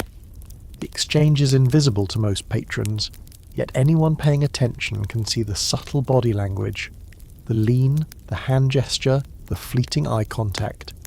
Scholars argue that taverns functioned as marketplaces not just for goods, but for information, a kind of pre-modern network hub. Deals conducted quietly here might involve barter, news of distant towns, or even political intelligence. You notice how trust, observation, and subtlety govern these interactions. The slightest misstep could result in lost coin or damaged reputation. Even the barkeep, while attentive to the room as a whole, rarely interferes unless necessary, maintaining a careful balance between oversight and freedom. You move your gaze to a cluster of patrons who seem engaged in secretive discussion over a shared piece of paper, perhaps a map, a ledger, or a coded note. The details are hidden, yet the intensity is clear. The way their hands hover, fingers tapping, and heads bend close together suggests a negotiation or strategic planning. Fringe historians suggest that taverns may have acted as proto-offices for informal businesses or clandestine operations, spaces where information could be exchanged with reduced risk due to the crowd's ambient chaos. Every whisper, glance, and subtle gesture in these corners carries weight, demonstrating how the tavern's social architecture fosters both visibility and invisibility simultaneously. You feel a quiet thrill watching. It's like seeing a hidden dimension of history in real time. Meanwhile, the central space continues its own rhythm. Music, ale, and conversation flow unabated. The hidden corners exist without disrupting this harmony, functioning as alternate zones of social behaviour, observation, and negotiation. Patrons shift fluidly between them and the main area, reminding you that the tavern is not static but a dynamic system, constantly adjusting to human presence. Anthropologists describe this as spatial layering. Each section of the tavern serves a distinct function, yet none exists in isolation. The combination of open activity and secluded interaction allows for simultaneous entertainment, commerce, education, and discretion. A delicate balance maintained by centuries of practice and tacit rules. You notice a pickpocket, slim and careful, crouched slightly in the shadows near a distracted patron. His movements are deliberate, calculated, and nearly invisible unless you're watching closely. Fringe accounts of medieval tavern life describe such figures as an accepted part of the ecosystem. Risk, vigilance, and reward all coexisted in these spaces, teaching lessons in strategy, observation, and morality. You feel a strange sense of empathy, not condoning theft, but appreciating the skill, cunning, and survival instinct on display. The tavern, it seems, allows human nature in all its facets to play out within boundaries set by social norms, architecture, and the omnipresent gaze of the barkeep. Finally, as the firelight flickers across the alcoves, you realise that these corners are vital to the tavern's character. They hold intimacy, secrecy, strategy, and subtle drama, contrasting yet complementing the chaos of the main hall. Hidden corners allow the tavern to function as both public square and private study, marketplace and theatre, school and sanctuary.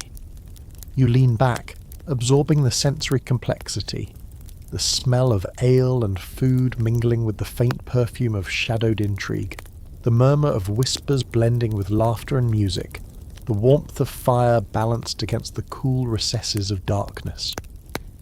You understand that observing these spaces reveals a deeper truth. Medieval taverns were not just physical locations, they were arenas of human experience, alive in every nook, cranny, and shadow. Your eyes drift to the charms and trinkets hanging along the walls and beams, subtle yet ever-present reminders of medieval superstition and ritual. Small carved wooden figures, twisted bits of metal, and dried herbs hang from nails or ropes above tables, almost invisible until you look closely. Some are shaped like tiny animals, others bear geometric patterns, and all seem to vibrate with the unspoken beliefs of the patrons who hung them there. You notice a man knocking lightly on a charm before raising his mug to drink. while a woman traces the outline of a small amulet with a fingertip, whispering something under her breath. Fringe historians suggest that these objects were thought to ward off evil spirits, ill fortune, or even misfortune in love and trade, but their function may have been equally social. They signal shared understanding, belief, and participation in communal ritual. You realise that even small private gestures connect you to centuries of people who lived under these unspoken rules. The tavern itself seems alive with these subtle rituals. Patrons perform tiny, almost imperceptible acts that reinforce social order, tapping mugs before drinking, crossing fingers, making small signs of protection before a dice roll. You notice that these acts are as much about communication and subtle signalling as they are about superstition, and they create a rhythm, a shared vocabulary without words. Scholars argue that superstition in taverns functioned as social glue. It provided comfort, structure, and a set of unspoken norms that guided behaviour, particularly in spaces dense with alcohol, unpredictability, and human emotion. You watch a man knock twice on a carved animal before taking a bite of bread, and you catch yourself imitating the gesture without thinking, a centuries-old behaviour that has a way of bridging time. Some objects are purely decorative or commemorative, though you can't always tell which. A faded charm dangling above a table may have been left decades ago by a patron who never returned, its meaning layered with personal history and communal memory. Anthropologists argue that the accumulation of these objects creates a kind of sensory archive. Each item carries the weight of stories, rituals, and intentions, becoming part of the tavern's identity. As you scan the room, you begin to appreciate the vertical layering of experience. Floorboards soaked with spilled ale, tables scarred by generations of elbows and mugs, beams darkened by smoke, and trinkets dangling overhead, silently narrating centuries of human activity. The room feels like a living storybook, each layer contributing to the overall plot. A young girl passes beneath a low beam, her hand brushing a string of herbs. She stops briefly, looking up, and you imagine her curiosity. Does she believe in their power, or is she simply aware of the ritual and tradition embedded in the gesture? You watch her glance around before continuing, and you recognise that the tavern teaches subtly, embedding lessons in observation, etiquette, and belief. Historians note that these spaces were educational in more ways than one. Children absorbed morality, superstition, and social practice, all while observing adult behaviour in real time.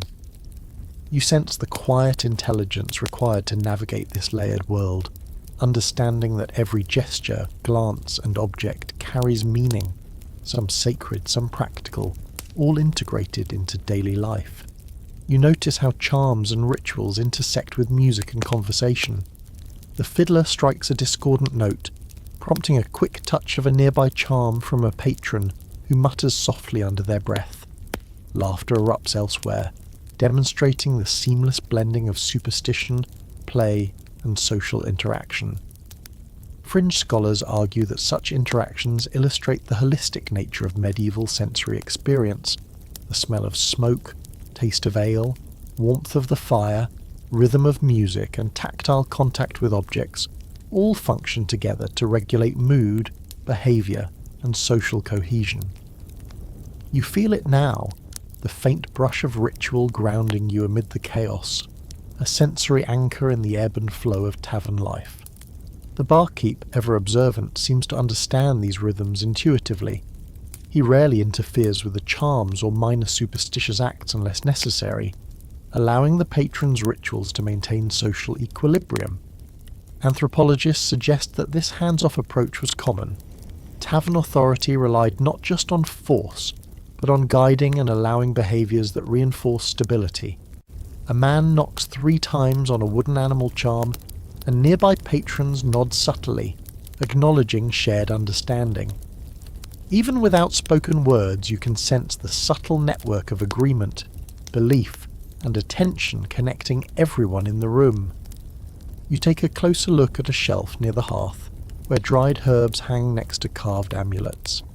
Some are labelled with chalk or scratched initials, suggesting repeated use or ritual practice. Others are almost unrecognisable, worn by centuries of smoke, touch, and air.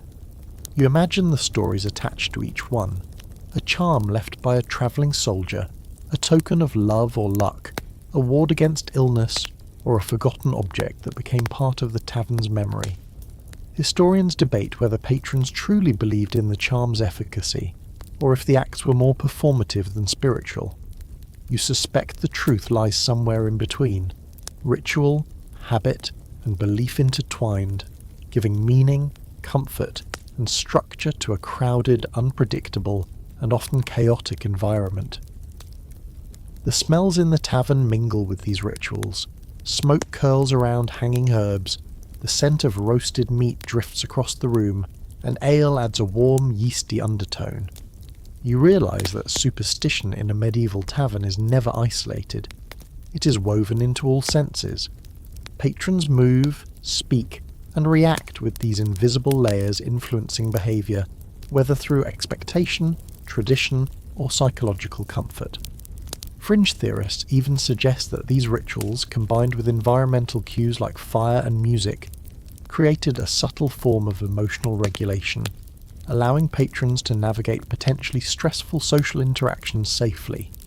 You watch a man stroke a charm before rolling dice, sensing the calming anticipatory power of the gesture, and you understand the practical role superstition played in daily life.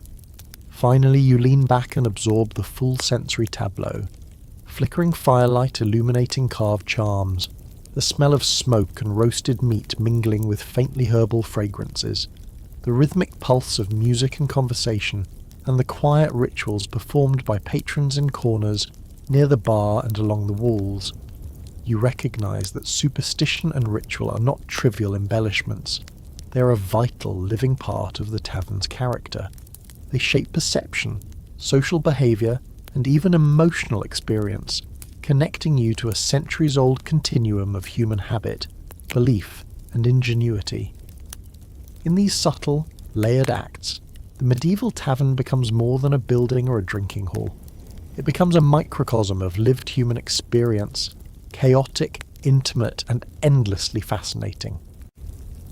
As you shift your attention from charms and rituals, you notice the women moving through the tavern, their presence simultaneously ordinary and commanding.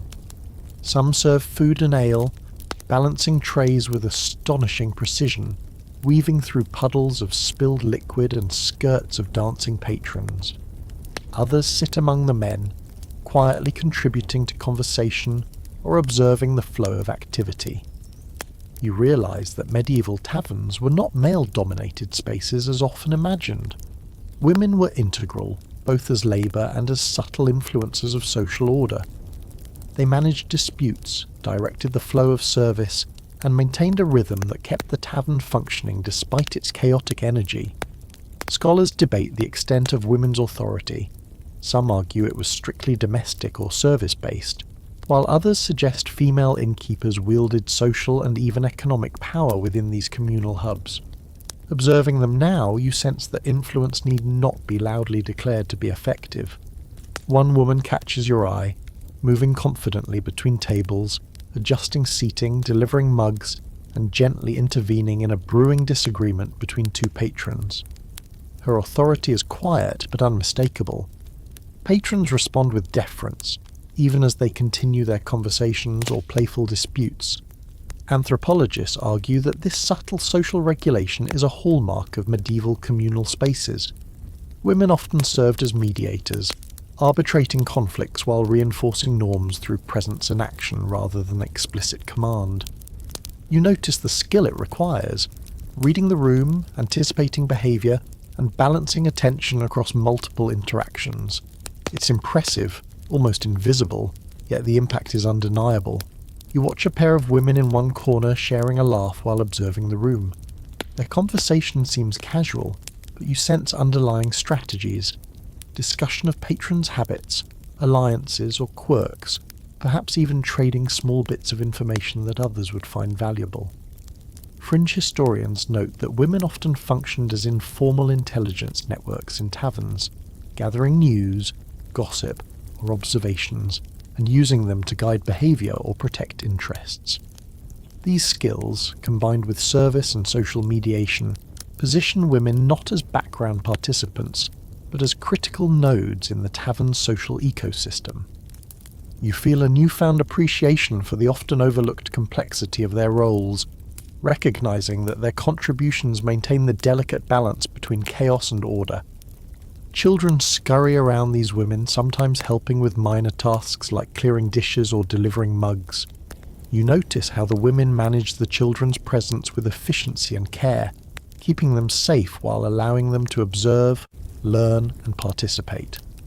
Anthropologists suggest that this multi-generational interaction was essential for social education. Children absorbed norms, etiquette, and communal rituals through observation and guided participation. You watch a young boy approach a woman with a question about a spilled mug.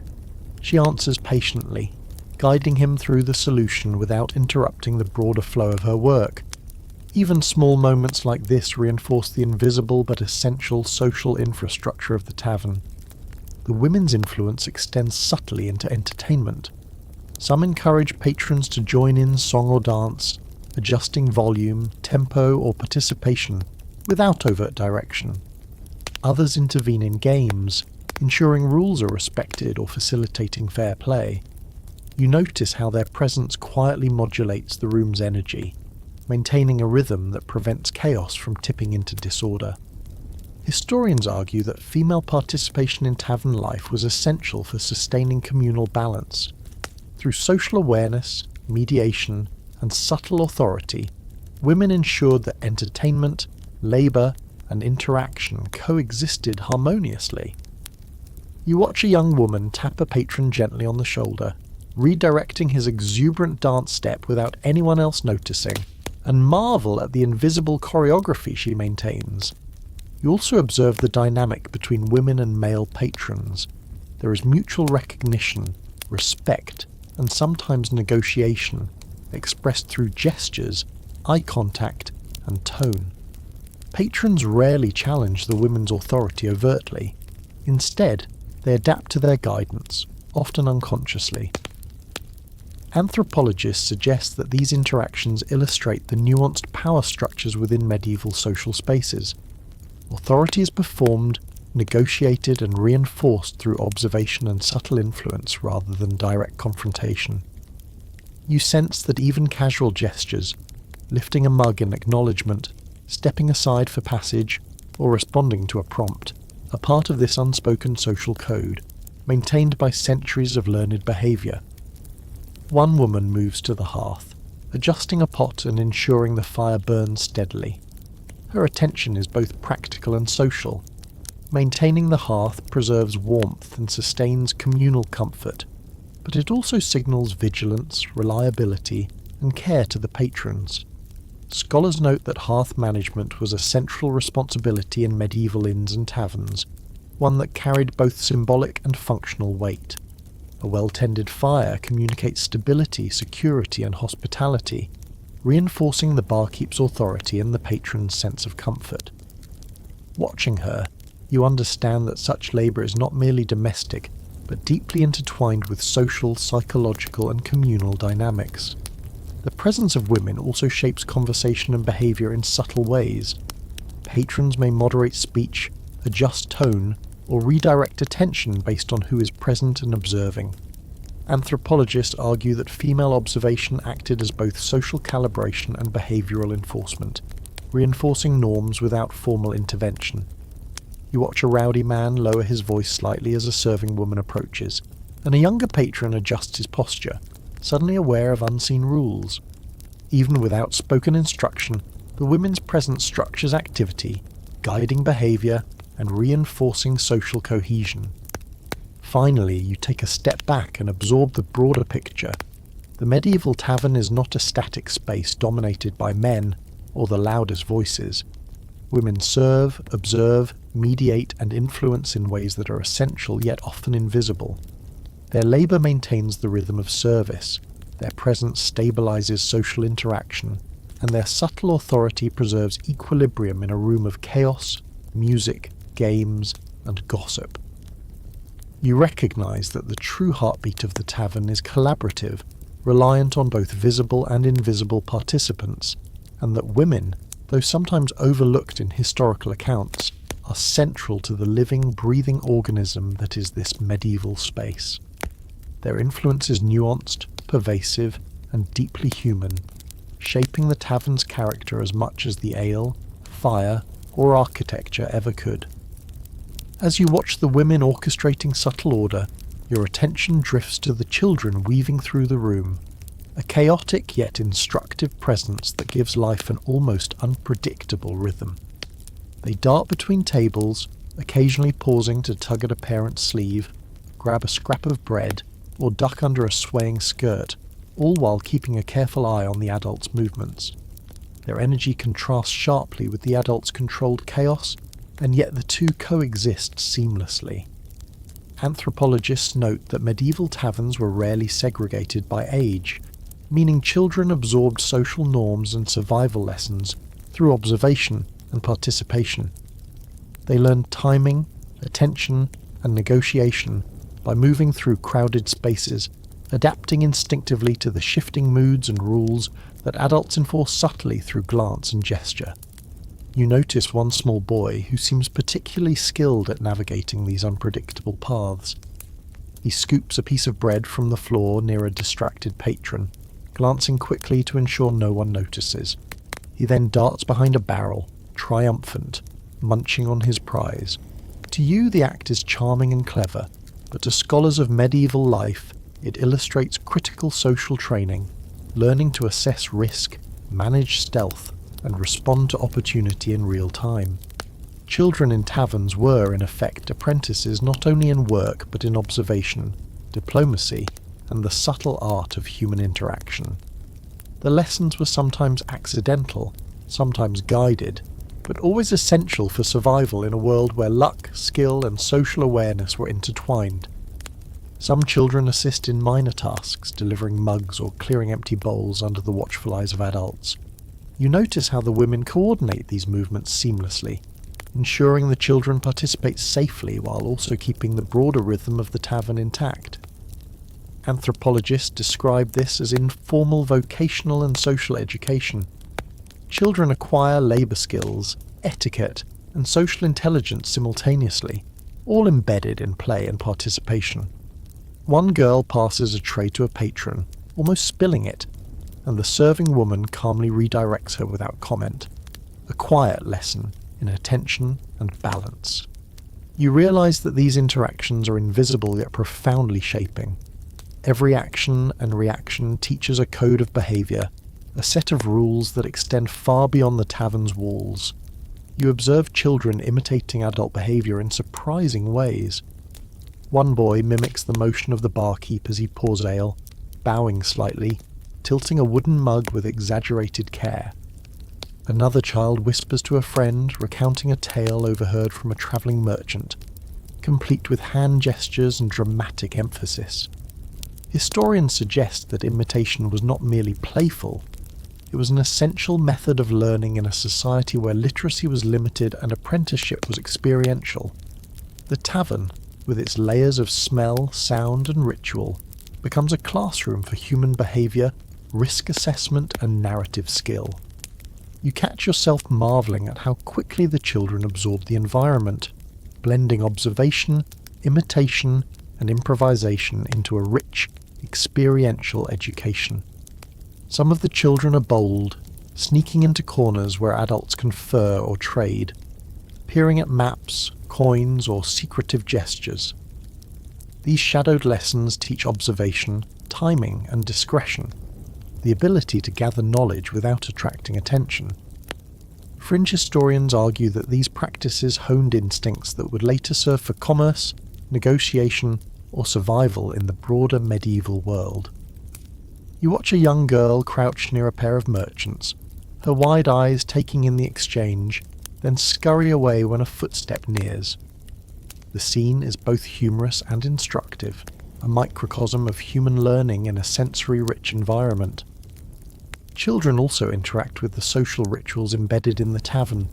They witness the tapping of mugs, the gestures toward charms, and the careful negotiation of proximity, integrating these lessons into their developing sense of community. Some whisper observations to one another, practicing the subtle etiquette of speech and gesture, while others test minor boundaries, learning which behaviours are tolerated and which provoke correction. Scholars argue that these experiences shaped not just skill and awareness, but moral understanding. Fairness, caution, and respect were taught through participation, observation, and consequence rather than formal instruction. Watching this unfold, you recognise that the tavern functions as a holistic environment for social education across generations. You notice the children's laughter weaving through the room, light and unrestrained, punctuating the low murmur of adult conversation and the music from the fiddler. Their presence energises the tavern without disrupting it, adding a layer of unpredictability that adults anticipate and subtly incorporate into their behaviour. Anthropologists note that children in communal spaces contribute to social dynamism. Their actions provoke attention, amusement, and teaching opportunities, reinforcing bonds between adults and younger participants. You see a small boy tug at a woman's apron. She guides him with a gentle touch, and the interaction seamlessly integrates him into the rhythm of the tavern, demonstrating the interdependence of generations in this space. Meanwhile, the adults adapt continuously to the children's presence. Conversations pause briefly when a child runs by, a glass is steadied, a hand moves to prevent collision. These adjustments happen instinctively, a social choreography honed over time. Fringe historians suggest that this constant negotiation of attention, space, and timing contributes to the tacit social intelligence medieval patrons developed. Awareness of others, anticipation of action, and subtle coordination were life skills, practiced daily in settings like the tavern. You begin to understand that children are not just participants, they're catalysts for interaction, observation, and learning, forcing adults to remain alert and engaged while simultaneously contributing to the community's vibrancy. Finally, as you lean back and watch the interplay of children, adults, and space, the tavern feels more alive than ever. Every step, glance, gesture, and laugh contributes to a layered network of experience. Lessons in observation, social intelligence, risk assessment, and etiquette unfold organically around you. The children, with their nimble movements and insatiable curiosity, are both students and teachers, demonstrating the vitality and continuity of human learning in this medieval environment. You realise that this living ecosystem, adults, children, women, men, rituals and games, is what gives the tavern its enduring magic, a complex social organism where every participant shapes the pulse and character of the space. As the seasons change outside, you notice how the tavern interior subtly shifts with the weather, almost as if the building itself is responsive. In the bitter chill of winter, the hearth blazes fiercely, its warmth radiating through every corner, melting snow-laden boots and stiffened fingers. Patrons huddle close, exchanging heated conversation and laughter that rises above the crackling fire, their breaths fogging the dim air. The smoke hangs heavier, almost tactile, curling along beams and walls, carrying aromas of roasted meats, bread, and the yeasty tang of ale. Fringe historians suggest that these environmental factors were critical to the tavern experience. The sensory intensification of winter made gatherings more intimate, the warmth of shared fire and drink bonding patrons in ways that summer sunlight could not replicate. You feel the heat wrap around you, a physical hug from centuries of custom and necessity. In contrast, on a mild summer day, the tavern feels lighter yet equally alive. Windows propped open allow warm air to circulate, carrying the scent of the street outside, a mix of dust, livestock and garden herbs, while keeping smoke and fire contained to a manageable haze. The low beams that once concentrated warmth now cast flickering shadows that dance more subtly, and patrons adjust by loosening cloaks or stepping outside briefly before returning to the bustling room. Scholars debate whether taverns were primarily winter refuges or year-round hubs. Evidence suggests they adapted dynamically, with architecture, fire, and furniture optimized to maintain comfort in all seasons. Observing this, you notice how both people and place respond to environmental cues, creating a rhythm that sustains community regardless of external conditions. The seasonal shifts also affect food and drink. Winter meals are hearty and warming. Thick stews, salted meats, root vegetables, and freshly baked bread dominate tables.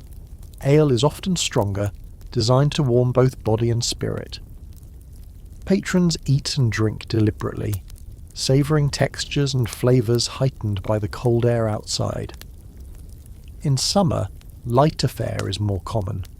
Grilled meats, simple breads, fresh fruits when available, and milder ale to quench thirst rather than heat.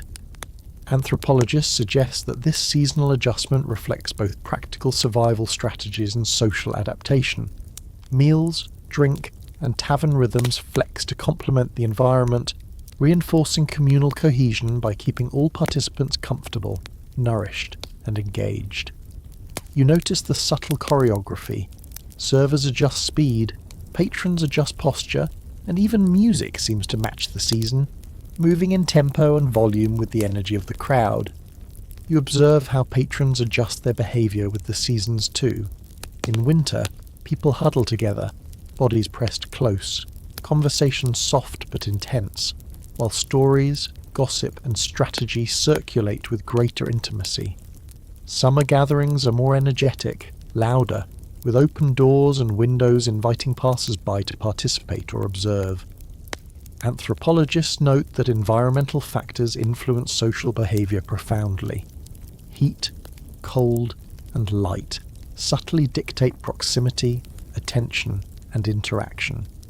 You feel it intuitively, noticing how your own posture, breathing, and focus respond to the fire's warmth, the drafts from windows, or the glow of sunlight filtering in, aligning you with the rhythms of medieval patrons. The tavern architecture itself seems to accommodate these seasonal dynamics. Heavy beams retain heat in winter, while small adjustable windows allow ventilation in summer. Thick doors seal warmth, but can be propped open to create airflow. Scholars argue that such features were not merely practical, they shaped human interaction, influencing who sat where, how groups formed, and how movement flowed through the room. Even the arrangement of tables, benches, and hearth-adjacent spaces appears to respond to both light and heat, creating microclimates for different patrons. You notice a farmer seated near the fire in winter, a merchant lingering in a breezy corner in summer, and the room feels like a living organism, adapting fluidly to human needs and environmental conditions. Music and games shift subtly with the seasons too. In winter, fiddlers play slower, more intimate tunes that encourage foot tapping and whispered commentary, while summer songs are louder, rhythmic and participatory, supporting spontaneous dance and communal cheer. You notice patrons adjusting their attention accordingly, some leaning close for warmth, others stepping lightly to avoid overheating near the fire. Fringe historians suggest that music, dance and play were modulated intuitively by seasonal cues, creating social rhythm that complemented both comfort and entertainment. You feel yourself subconsciously adjusting, tapping a foot slower near the fire, leaning in to hear a story more clearly, or stepping back in the sunlit warmer air to avoid becoming overwhelmed by sensory input. Outside weather also affects social interaction and the tavern's sensory environment. Rain intensifies the aroma of wet wood and mud tracked inside. Snow muffles street sounds, making the tavern interior feel more enclosed and protected. Scholars argue that the tavern's interior became a sanctuary from seasonal extremes, a microcosm of comfort and community, where human senses were heightened and collective focus intensified. You watch a merchant shake snow from his cloak before stepping inside, greeted by warmth, light, and the lively hum of activity.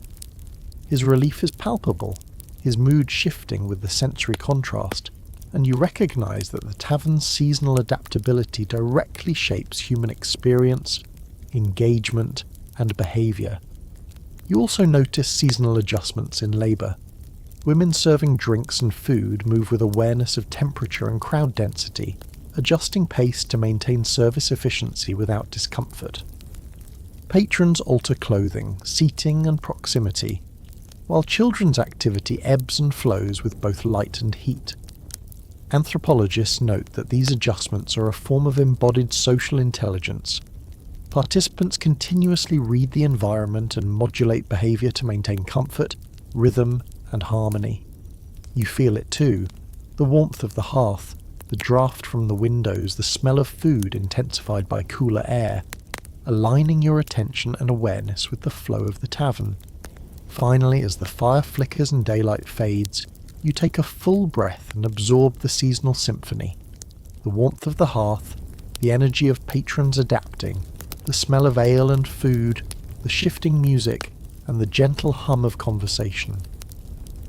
The medieval tavern is not a static location, but a dynamic ecosystem, responding intuitively to the external environment while maintaining social cohesion, ritual, and sensory richness.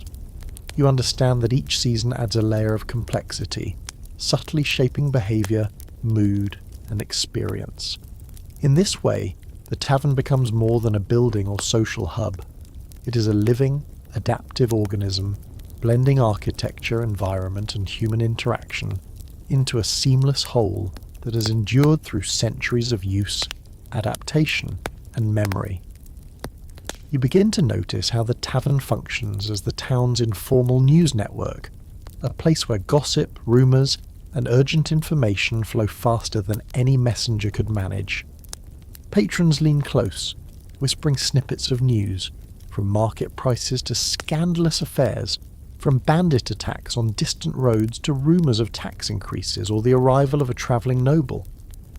A merchant recounts a story of a ship that supposedly sank off a distant port, prompting debate at the nearest table. Someone challenges the details, another adds embellishments, and suddenly the tale grows in scope and drama, a living narrative crafted by the collective attention of the room. Historians argue that taverns were central to information dissemination, functioning as proto-news hubs, and your own ears are the conduit for a centuries-old information economy. Children observe from the edges, absorbing social hierarchies and verbal nuance even when the content eludes them. Adults adjust their tone depending on who is present, subtly signalling trustworthiness, authority, or caution. A travelling soldier recounts a rumour about the King's Guard passing nearby, and nearby listeners shift posture, nod, or murmur, assessing credibility and relevance. Anthropologists suggest that this constant filtering and negotiation of information taught patrons how to interpret social signals, evaluate sources, and make decisions based on observation. You notice yourself becoming a participant in this process simply by listening, evaluating the truth of stories, weighing biases, and noting how reactions ripple through the crowd.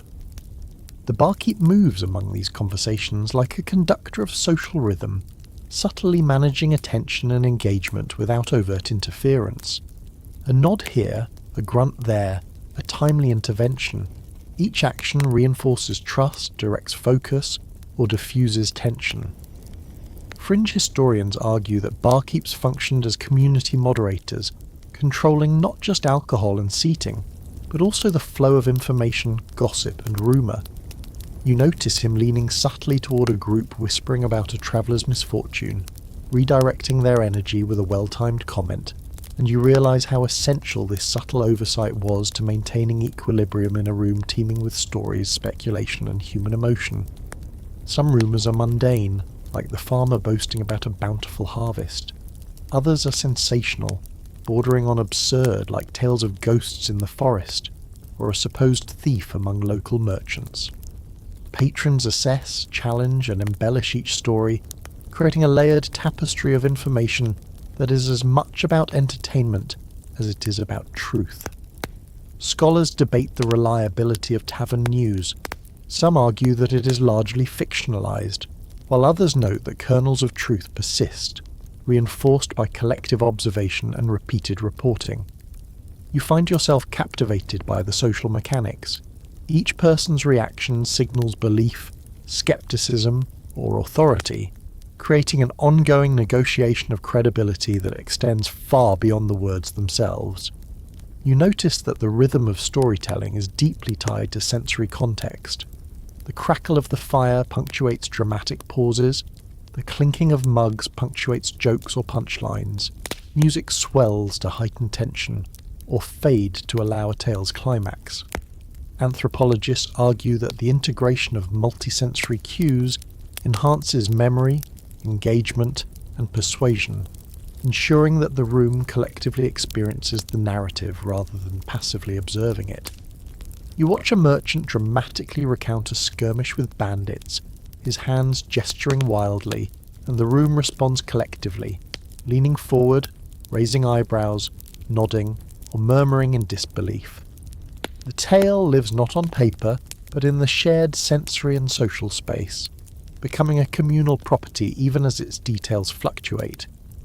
Women in the tavern play an equally critical role in the dissemination and regulation of news. Some subtly direct attention, question questionable claims, or whisper corrections to ensure the integrity or amusement of stories. Others use information strategically, guiding relationships, facilitating trade, or mediating disputes based on what they have heard. Anthropologists suggest that female patrons often functioned as both gatekeepers and influencers of information, exercising authority in ways that were invisible yet profoundly effective. You watch a woman lean toward a pair of merchants, subtly signalling skepticism about a rumour, and immediately the dynamics of the table shift, demonstrating her influence without overt confrontation. Children, meanwhile, absorb a parallel lesson in the flow of information. They watch, listen, and sometimes imitate, learning which stories command attention, which gestures signal trust, and which tones indicate exaggeration or deception. Fringe historians argue that children's participation in this social network was educational, teaching early lessons in discernment, timing, and verbal nuance. You notice a young boy mimicking an adult's gesture while recounting a minor tale, and it strikes you that storytelling is as much performative as it is informative, a skill honed from observation, experience, and social trial.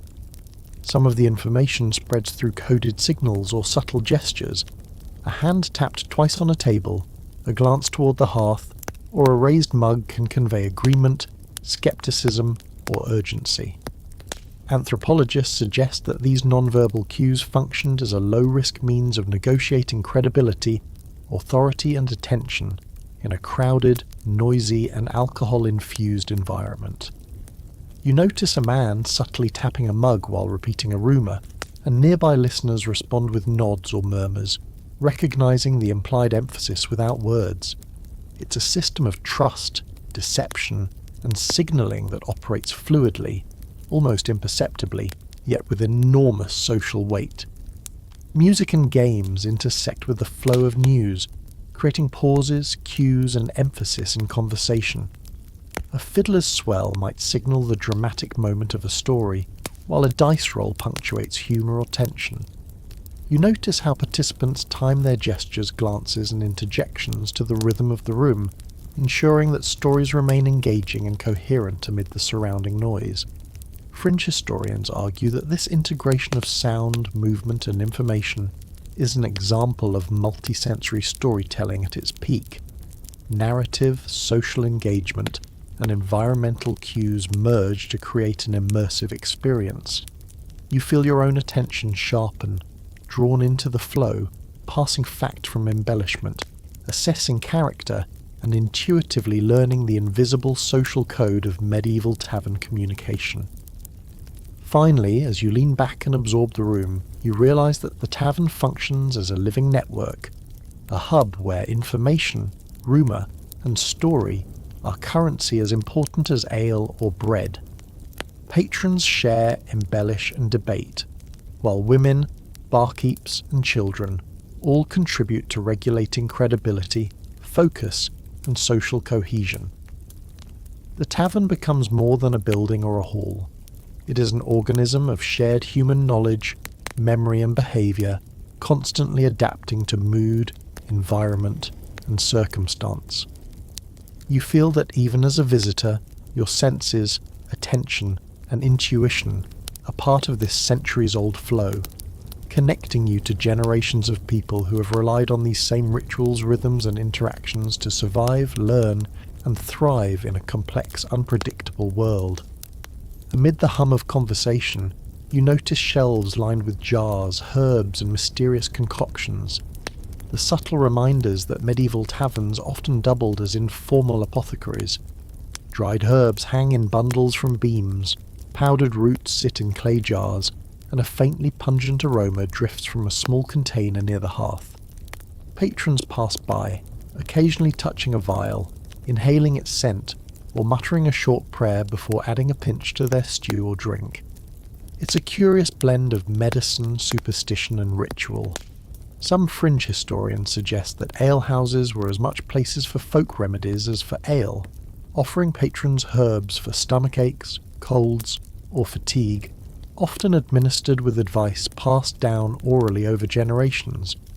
You watch closely, fascinated by the dual function of the tavern, sustenance for body and mind, mingled with practical health practices. A merchant lifts a small jar, sniffing its contents carefully, before shaking a pinch into his stew. You realise that patrons trust these remedies partially because of the barkeep's authority, and partially because of community consensus. Advice is passed quietly, and validation occurs through shared experience rather than formal certification. Scholars debate the efficacy of these medieval treatments. Some claim they were often ineffective or dangerous, while others point out that many herbs had genuine medicinal properties that contributed to health and survival. The combination of observation, oral knowledge, and practical experimentation created an informal but surprisingly sophisticated healthcare network within the tavern. You feel a sense of awe at the improvisational intelligence embedded in everyday practice, a mix of science, superstition, and communal wisdom. You notice a woman bending over a steaming pot, adding a pinch of dried herb while murmuring a quiet incantation or piece of advice. Her movements are precise, deliberate, and ritualistic, blending utility and tradition. Anthropologists argue that the integration of practical medicine with ritual served multiple purposes. It reinforced social norms, provided psychological comfort, and maintained communal cohesion. Patrons observed, learned, and participated, reinforcing a collective understanding of cause, effect, and precaution. Even if the precise medicinal efficacy was variable, the process itself created confidence, attention, and shared responsibility for health within the community. You sense that every gesture, every pinch, and every whispered word contributes to this invisible but crucial network of care. A child approaches the table where herbs are kept. Curiosity piqued. The woman notices and gestures for him to observe, explaining gently, "A little of this eases the stomach, but too much will sour it." You see the child nodding attentively, absorbing practical knowledge while also internalizing patterns of observation, caution, and respect for tradition. Fringe historians argue that these micro-lessons, repeated across generations, form the backbone of folk medical knowledge, teaching risk assessment, dosage, and social responsibility in a hands-on immersive environment. You marvel at how the tavern functions simultaneously as a classroom, social hub, and sensory laboratory, merging education, commerce, and ritual seamlessly. Nearby, a man mutters a quick phrase while stirring a mug of ale and adding herbs, as if invoking protection against illness or misfortune. Patrons glance toward him, some nodding subtly, acknowledging the ritual's shared meaning. Scholars debate the boundary between superstition and medicine in medieval practice, noting that what we might dismiss today as ritual often carried psychological and social significance as potent as the medicinal properties of herbs. You notice how this interplay reinforces community, shared belief, observation, and ritual participation connect patrons, ensuring adherence to practices while providing comfort and cohesion. It's simultaneously practical, symbolic, and social, a hallmark of medieval tavern life. Some of the concoctions seem exotic: dried roots brought from distant towns, powdered leaves from trade routes, and preserved flowers whose purpose is unclear. Travellers and merchants share advice on these ingredients, exchanging preparation tips, warnings, and anecdotes. You realise that these exchanges are not only about health, but also about knowledge, storytelling, and social networking. Anthropologists suggest that the tavern's apothecary function helped integrate the town into wider networks, spreading information about distant lands, trade goods, and cultural practices. You notice a merchant carefully listening to a travelling soldier describe the effects of a new herbal blend, eyes wide with interest, nodding as if cataloguing the information for future use. Even the simplest items carry layers of meaning. A jar of dried mint might be culinary, medicinal, or symbolic, depending on context and timing.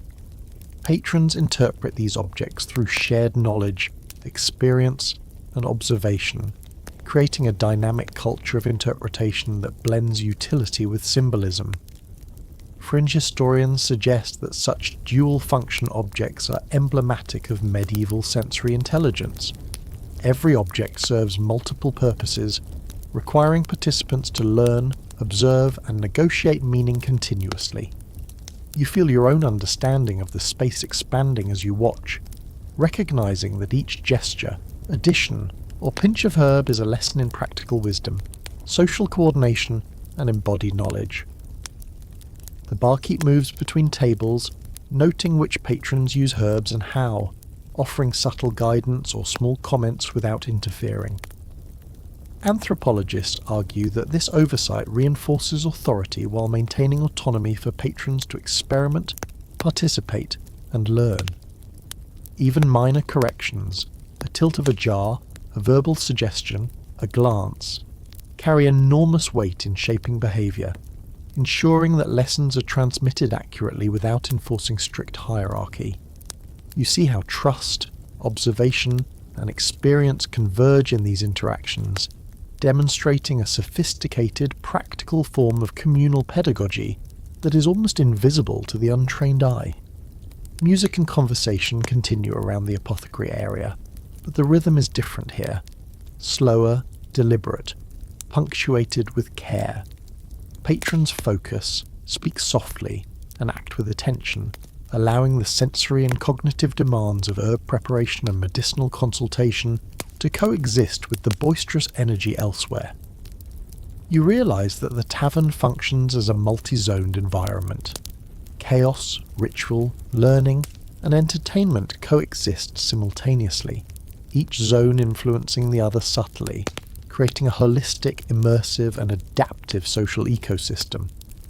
The space hums with interconnected activity, guided by human attention, intention, and the shared rhythms of centuries-old practice.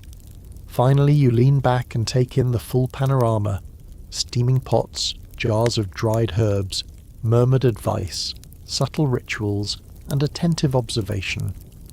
The medieval tavern reveals itself as more than a drinking hall. It is a nexus of sensory experience, education, social cohesion, and practical knowledge. Every pinch of herb, every whispered word, and every glance contributes to a centuries-old network of survival, wisdom, and ritual, blending utility with meaning. You feel part of this continuum, connected not just to the patrons before you, but to generations of people whose lives, habits, and ingenuity created the rich, layered world you're experiencing in this smoky, warm, and intoxicating space. The energy in the tavern shifts again as a brawl erupts near the hearth, reminding you that despite food, drink, and ritual, conflict is a constant undercurrent in this space. Two men, one a travelling merchant, the other a local farmer, have quarrelled over the outcome of a dice game, their voices rising and gestures flaring as nearby patrons lean in, anticipating the next move. The barkeep, ever vigilant, steps forward, hands outstretched in a gesture of calm authority, diffusing tension with words and body language rather than force. Scholars suggest that minor tavern fights were socially constructive, serving to clarify hierarchies, vent frustrations, and test relationships, all within a controlled environment. Even as chaos threatens, you notice a certain choreography. A glance here, a nudge there, subtle gestures preventing escalation while allowing the drama to unfold visibly but safely. You sense the tension in the room as the two men square off, mugs forgotten, breath hot in the smoky air. Nearby patrons murmur, some encouraging, some holding back, others whispering advice or commentary to friends. Anthropologists argue that these moments serve dual purposes. They provide entertainment and serve as practical lessons in negotiation, self-control, and risk assessment. Even small scuffles are rehearsals for life outside the tavern, teaching participants how to assert themselves, respond to provocation, and observe the consequences of action.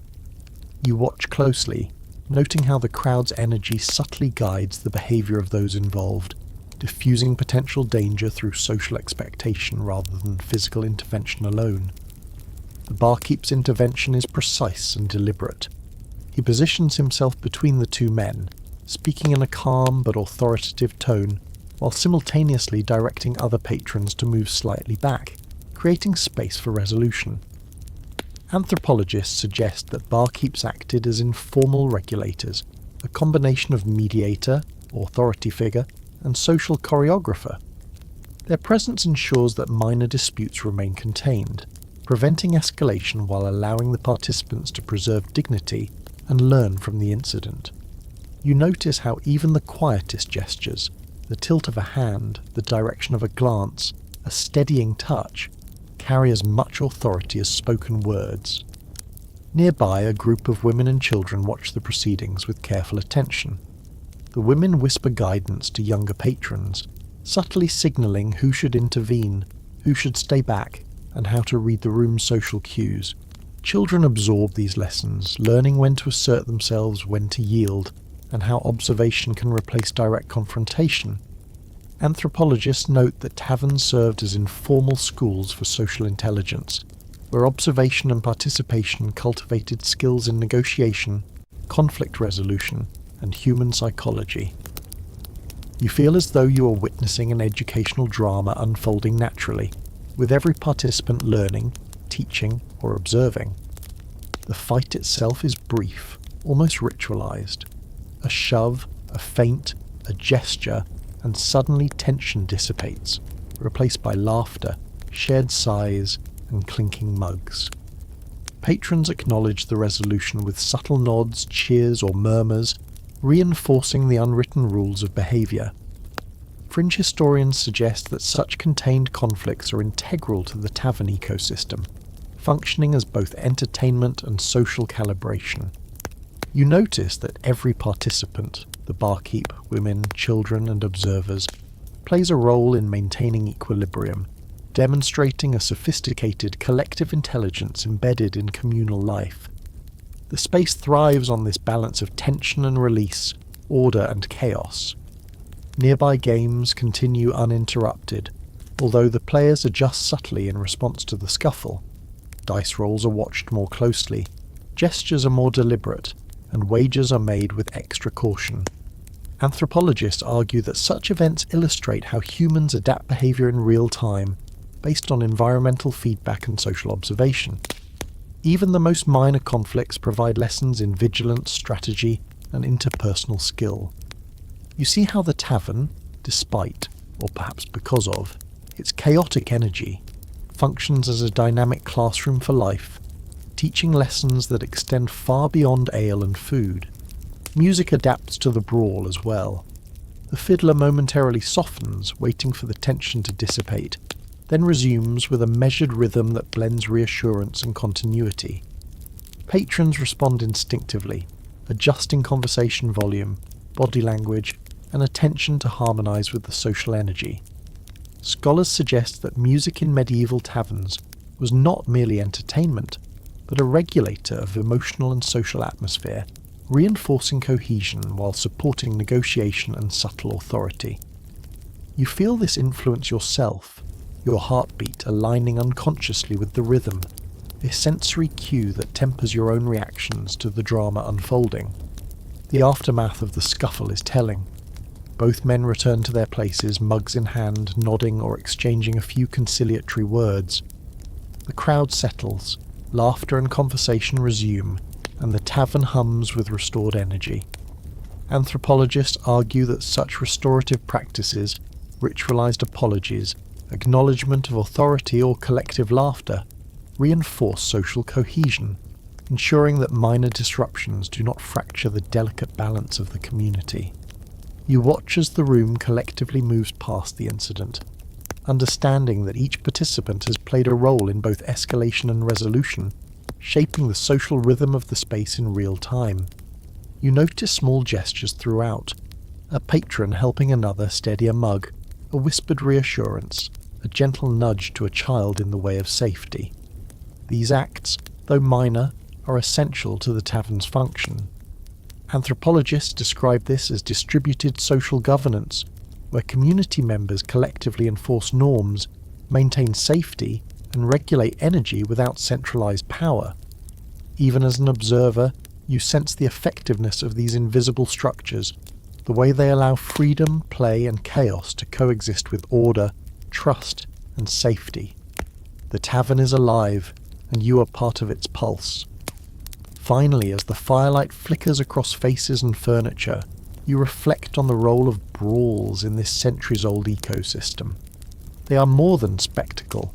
They are lessons in restraint, observation, and social intelligence. The tavern thrives because tension and humour, risk and ritual, conflict and resolution are all woven together into a seamless, adaptive system. You realise that this is why medieval taverns endured.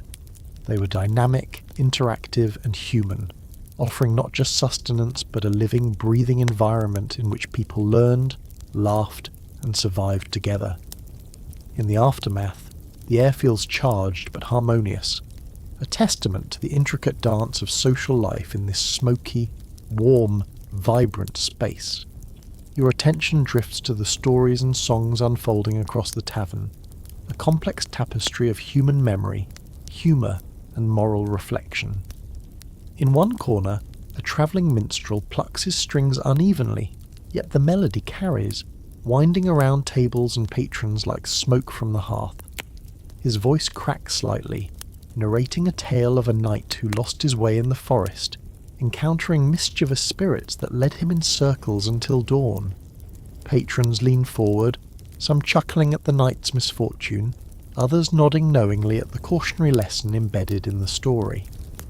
Scholars argue that storytelling in medieval taverns served multiple purposes: entertainment, moral instruction, cultural memory, and social bonding, all delivered within a participatory, immersive environment.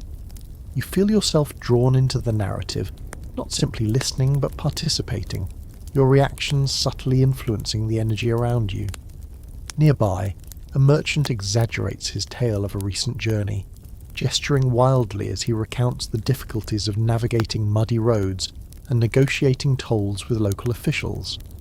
Listeners interject, adding minor embellishments or teasing corrections, creating a collaborative story that grows richer and more elaborate with each iteration.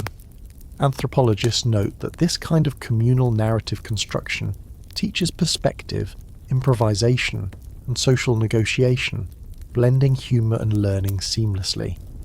You notice that even a small correction, a sceptical glance, or a muttered comment is part of a layered social ritual. Patrons assess credibility, signal alliance, and reinforce hierarchy, all while enjoying the shared performance. The tavern becomes a stage where everyone is simultaneously actor, audience, and critic. Music punctuates the storytelling, rising or softening as the tale demands. The fiddler's bowing intensifies during moments of suspense and softens during comic relief, synchronizing emotional rhythm across the room. Fringe historians suggest that these sensory cues reinforced engagement and comprehension, allowing patrons to interpret meaning through multiple channels, sound, story, gesture, and shared laughter. You feel the interplay yourself, noticing how your attention sharpens during crescendos and relaxes during pauses, aligning your experience with that of everyone else. The tavern hums like a living organism, with storytelling, music, and social interaction forming an intricate feedback loop. Children watch closely, absorbing both the narrative and the social choreography that surrounds it.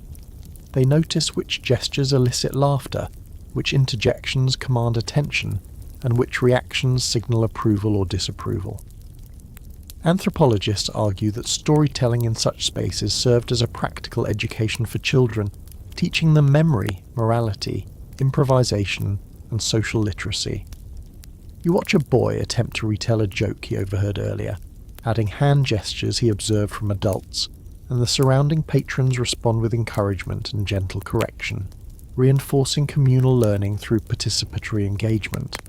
Even seemingly trivial stories serve as tools for teaching observation, timing, and human nuance.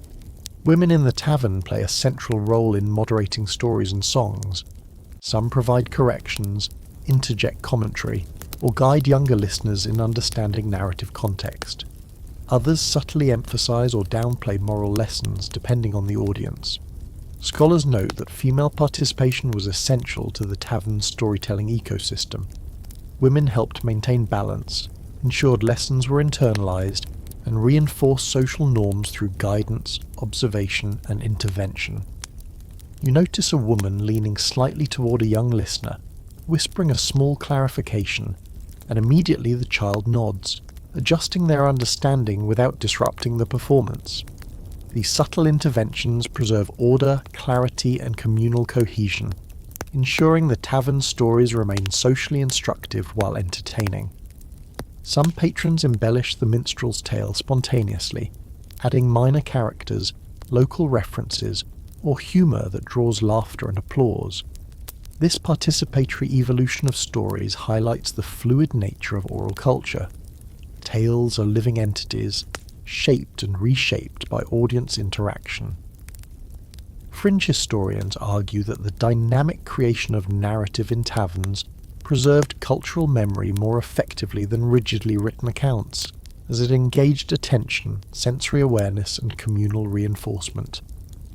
You watch a merchant add a local legend into the night's story, prompting laughter and debate about its accuracy, and you sense the delicate interplay between truth, exaggeration, and performance that defines the tavern experience. Games, music, and storytelling interweave seamlessly, creating a rhythm that guides attention, mood, and social engagement. You notice how listeners' laughter rises in unison, how gestures mirror the storyteller's emphasis, and how even subtle glances signal shared understanding or disagreement.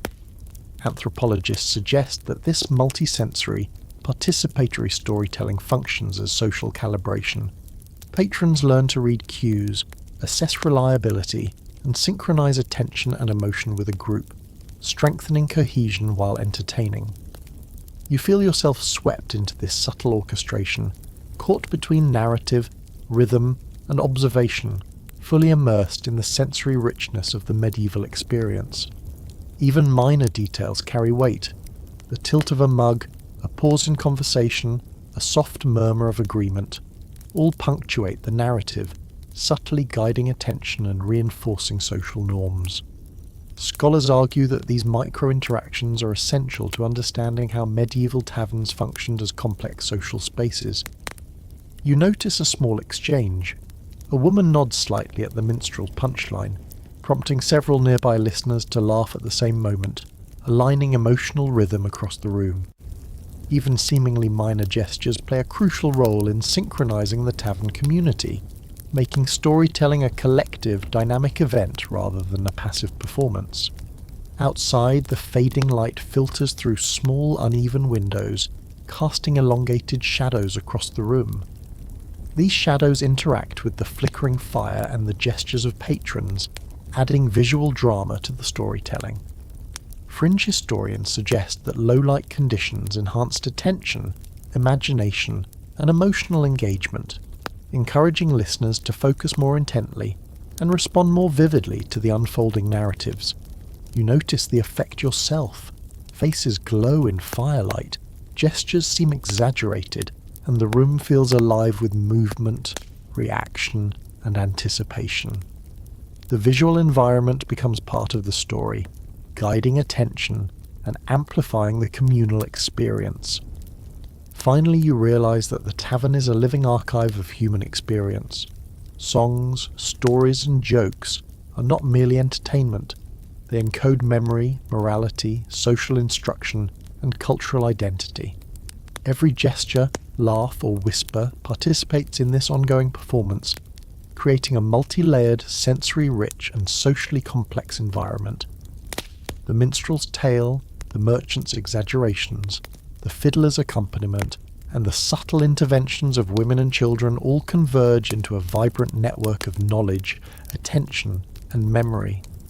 You feel a deep connection to the patrons around you and to the centuries of humans who have gathered in this same way, their voices, gestures, and laughter echoing across time, shaping the very character of the medieval tavern. Your attention drifts toward the spatial layout of the tavern, and you begin to notice the subtle ways in which the room itself guides social behaviour. Tables are arranged not just for seating, but to facilitate interaction. Long communal boards encourage conversation between strangers, while smaller, shadowed corners allow privacy, secrecy, or quiet reflection. You notice a merchant leaning toward a traveller at a shared table, exchanging information about distant towns, while a couple huddles in a recessed nook, heads bent close, whispering with intensity. Anthropologists argue that the physical design of medieval taverns created a social choreography where architecture, furniture placement, and the ebb and flow of traffic shaped interaction, movement, and attention. Even the uneven floorboards contribute, forcing careful navigation and fostering awareness, subtly teaching etiquette, patience, and attention to surroundings. You notice the interplay between space and hierarchy. Wealthier patrons often claim larger benches or prime seating near the hearth, where warmth, light, and proximity to the barkeep are maximised. In contrast, travellers or less affluent locals may sit in the edges or corners, where privacy and observation are more important than prestige. Yet these distinctions are subtle. The low ceilings, smoky air, and communal rhythm prevent rigid stratification. Fringe historians suggest that medieval tavern design balanced visibility and intimacy, allowing social negotiation without overtly asserting hierarchy. You watch as a farmer seated near the hearth exchanges a story with a travelling knight, and the exchange feels surprisingly egalitarian, mediated by shared space and attention rather than formal rank. The hearth itself is central to this spatial dynamic. Flames flicker across tables, casting light that draws patrons inward and warmth that encourages prolonged socialization. Shadows created by the fire create hidden pockets for whispered conversation, games of chance or private discussion, while simultaneously emphasizing visibility near the center. Scholars argue that medieval tavern architecture was a form of social engineering. The hearth anchors activity, encourages focus, and shapes the flow of conversation. You notice how the light directs attention. A raised hand, a mug lifted for a toast, or a subtle gesture toward a corner becomes more pronounced against the dim, smoky backdrop, guiding interaction almost imperceptibly. Music interacts with the spatial dynamics as well. The fiddler's bowing echoes against beams and low ceilings, amplifying sound and guiding attention. Patrons near the music respond with claps, stomps, or humming, while those farther away adjust posture or lean closer, ensuring inclusion. Anthropologists note that music in medieval taverns functioned as a social adhesive, not just for entertainment, but to coordinate attention and participation. Sound becomes a map, indicating where energy is focused, where interaction is expected, and where engagement can be passive or active. You notice that even peripheral patrons adjust their positioning, subtly participating in a collective rhythm dictated by space, acoustics, and shared attention. The low ceiling also contributes to a sense of intimacy. Patrons lean close when conversing, their voices naturally constrained, gestures magnified, and laughter more pronounced. Shadows stretch and shrink as people move, creating an immersive sensory environment. Fringe historians argue that low ceilings and smoke-filled rooms heighten interpersonal awareness. Subtleties of posture, gesture, and eye contact become crucial for communication. You feel it yourself. Each glance, nod, and tilt of a mug carries amplified significance in this spatially constrained environment, heightening your engagement and forcing your attention to the nuances of human interaction. Movement through the tavern is another spatial lesson. Patrons and servers navigate narrow aisles, sidestepping spills, stepping over stray straw, and coordinating with others to avoid collisions. Children scurry between legs and tables, learning both awareness and timing. Anthropologists suggest that this dynamic, embodied practice teaches social intelligence and spatial cognition. You notice a server adjusting her path as a patron stands abruptly, subtly guiding both the person and yourself through the space without verbal command.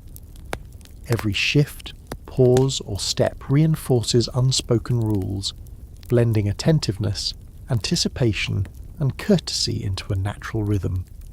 Corners, alcoves, and recesses are critical to spatial function. Secretive discussions, gambling, or intimate conversation occur here, shielded from the main flow yet still connected through peripheral observation.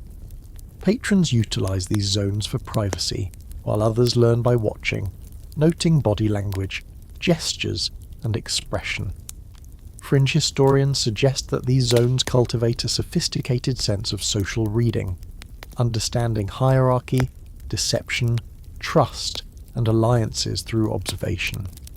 You watch a quiet negotiation between a merchant and traveller, noting subtle cues in posture and timing, realizing the environment itself scaffolds learning, communication, and the evaluation of social intelligence.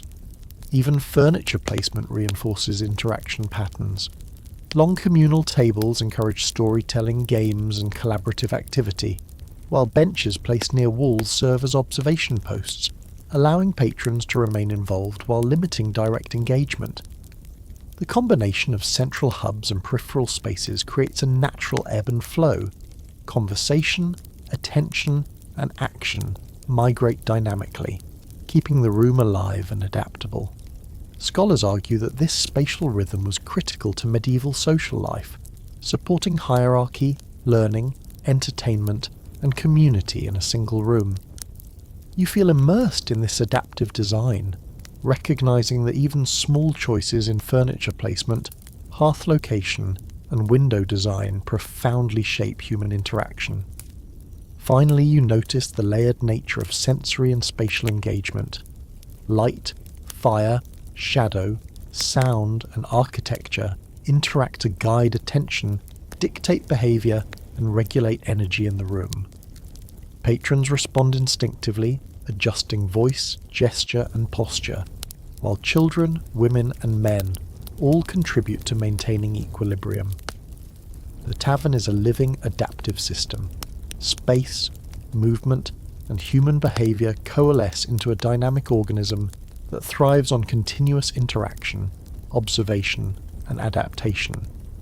You feel the room's rhythm pulsing through you, the warmth of the fire, the clinking of mugs, the murmur of conversation, and the dance of light and shadow, and understand fully why medieval taverns were not mere drinking halls, but finely tuned spaces for community, learning, and human connection. Your gaze drifts toward the interactions of strangers, and you begin to notice how trust and suspicion intertwine in the tavern's social fabric. Travellers, merchants, and locals sit side by side, sharing benches and tables, exchanging stories, gossip, or goods, yet constantly scanning for signs of deception. A merchant counts coins subtly, casting a glance at the man across the table, measuring his reaction to a bargaining attempt. A traveller leans forward, eager to share news from distant towns, while a local nods carefully, weighing truth against embellishment. Anthropologists suggest that medieval taverns were natural laboratories for assessing character, negotiation, and human reliability, teaching participants to interpret tone, gesture, and context in real time. You notice that every slight tilt of a head, each flicker of the eyes, and even pauses in speech carry layers of meaning, subtle cues that inform alliances, decisions, and humour. You observe a man attempting to exaggerate a tale of a distant forest encounter, gesturing dramatically as he describes wild animals and imaginary bandits. His audience reacts with a mix of laughter, skepticism, and attentive curiosity, a dance of belief and disbelief that shapes the story itself. Fringe historians argue that this negotiation between storyteller and listener is central to tavern culture. Truth is flexible, and the act of storytelling becomes as much about social engagement as about factual accuracy. You lean closer, intuitively passing cues, deciding which details to accept, which to doubt, and which might be humorous exaggeration, a form of participatory intelligence honed over centuries. Women in the tavern play an essential role in moderating these interactions. Some whisper corrections to listening children or subtle critiques to the storyteller, while others redirect attention, ensuring that exaggeration remains playful rather than divisive. Scholars note that female patrons often acted as informal regulators of social trust and credibility, guiding interpretation, discouraging deception that might cause harm, and reinforcing norms through subtle intervention. You watch a woman nod toward a skeptical listener, prompting a hushed discussion that shifts the dynamic of the table, illustrating how authority can be exercised invisibly yet profoundly within the tavern. Children, as always, observe keenly, their small hands fidgeting with scraps of bread or ale foam, while their minds catalogue lessons in behaviour, negotiation, and social intuition. One boy mimics the exaggerated gestures of a merchant telling a story, while his friend whispers observations about the teller's facial expressions. Anthropologists suggest that these micro-interactions serve as early social training. Children learn when to trust, when to question, and how to adapt gestures, tone, and attention to complex social environments. The tavern becomes a continuous classroom for practical intelligence, blending sensory, cognitive, and social learning in a dynamic, immersive environment. You notice how small objects aid in building or evaluating trust. Coins, mugs, or small tokens of trade are handled carefully. Subtle movements and hesitations signal caution or confidence. Patrons read these cues, adjusting their responses in negotiations, games, or storytelling. Fringe historians argue that the tactile and visual aspects of material culture were integral to social assessment, providing evidence for honesty, skill, or intent beyond words. You watch a merchant slide a coin carefully across a table, measuring reactions, while another patron leans in slightly, signalling acceptance or challenge. The interplay of object, gesture, and observation feels almost choreographed, though entirely spontaneous. Nearby, a subtle conflict unfolds over seating. Two strangers reach for the same bench simultaneously, neither willing to yield immediately. A woman passing by intervenes quietly, gesturing toward an empty spot nearby, and both men adjust without complaint. A minor disruption resolved almost imperceptibly. Anthropologists describe such moments as informal negotiation of space and social authority. Minor conflicts serve as micro-lessons in compromise, observation, and timing. Even the smallest gesture, a step aside, a nod, a subtle shift in posture, reinforces communal rules, teaching both restraint and adaptability in real time. You feel the precision required in such coordination, recognizing how practice, observation, and social awareness are continuously exercised in the tavern. Music interacts with these dynamics, providing a rhythmic backdrop that supports cooperation and attention. The fiddler adapts tempo and volume to the room's energy, creating a pulse that reinforces both excitement and restraint. Scholars note that music in medieval taverns was not merely entertainment, it was a tool for attention management, emotional modulation, and implicit social governance. You notice patrons adjusting gestures, laughter, and speech in response to rhythm and melody, subconsciously aligning behaviour to the collective flow.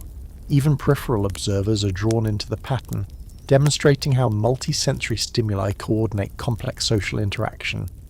Games nearby also mirror these lessons in trust, observation, and adaptation. A dice roll or card play is accompanied by subtle gestures and glances, with observers learning both strategy and social nuance. Anthropologists argue that game playing in taverns is inseparable from broader social learning. Participants cultivate assessment skills, risk evaluation, and behavioural prediction, all under the gaze of attentive peers. You watch a young man bluff convincingly, while a seasoned local reads his posture, timing, and expression, ultimately calling the bluff with precise judgment. The room buzzes with the energy of these interactions, each contributing to the rhythm of learning, entertainment, and social calibration. Patrons also test credibility subtly through humour and exaggeration. A joke may carry a hint of truth or falsehood, prompting listeners to discern intent, tone, and meaning. Women and older patrons often act as mediators, laughing, signalling recognition, or gently correcting overstatement, maintaining equilibrium while reinforcing community norms. You notice how these interactions combine observation, intuition, and experience into a finely tuned practice of social intelligence. The tavern becomes an arena in which human judgment is continuously exercised, refined, and transmitted across generations. Finally, as the sun dips behind small, uneven windows and the hearthlight flickers across worn tables, you understand the tavern as a nexus of trust, negotiation, and human connection. Patrons, through gesture, gaze, movement, and participation, constantly assess and signal credibility, shaping the collective intelligence of the room. Storytelling, games, music, and ritual all converge to reinforce social cohesion, teaching observation, judgment, and relational skill. You feel the centuries of practice embedded in every glance, touch, and smile, recognizing that the medieval tavern was not merely a place for ale, but a complex adaptive system where trust, skill, and social awareness were practiced, evaluated, and transmitted. Your gaze drifts toward the quiet corners, and you begin to notice how secrets, confessions, and whispered deals form a subtle layer of the tavern's social ecosystem. In a recessed alcove, a travelling merchant leans close to a local farmer, exchanging news about an upcoming market while sliding a small coin pouch across the table. Their conversation is hushed, body language precise, and gestures calibrated to avoid drawing attention.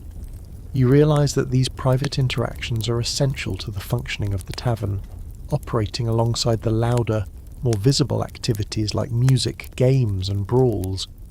Anthropologists argue that these spaces functioned as informal networks of information, negotiation, and trust, allowing participants to conduct sensitive business, arrange alliances, or share strategic knowledge without disruption from the general hubbub. Even small gestures, eye contact, a nod, or a subtle hand movement, carry enormous significance in maintaining confidentiality and social balance. You notice that women often play a key role in these whispered exchanges. Some act as intermediaries, carrying messages or facilitating introductions between patrons, while others monitor interactions, subtly signalling trustworthiness or potential risk. Scholars argue that female participation in private and semi-private negotiation was critical, creating a balance between transparency and discretion in a space that could otherwise become chaotic. You watch as a woman leans over slightly, whispering a clarification to a merchant without disrupting the rhythm of conversation nearby, reinforcing norms of trust and careful communication. These interventions, almost invisible, shape behaviour, maintain order, and transmit knowledge, highlighting the sophistication of tavern social intelligence. Children too observe these quieter corners, learning through imitation and attention. A boy crouches near a pair of negotiating adults, watching hands, eyes, and gestures carefully, absorbing lessons in caution, timing, and strategy. Anthropologists note that such indirect participation teaches essential skills in judgment, risk assessment, and social diplomacy. Even if children are not directly involved, the observation of secretive interactions provides practical education. They learn how to interpret subtle cues, understand hierarchy, and anticipate outcomes in both public and private contexts.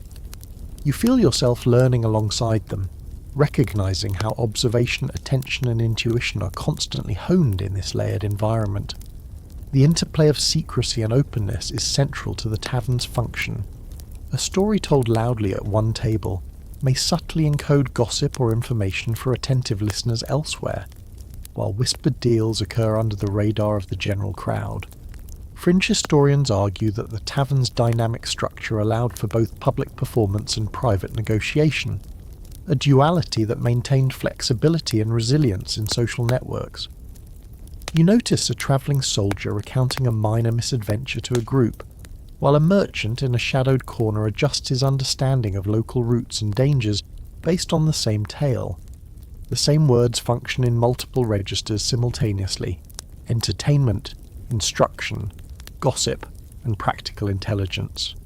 Music and ambient sound influence the dynamics of these secretive spaces.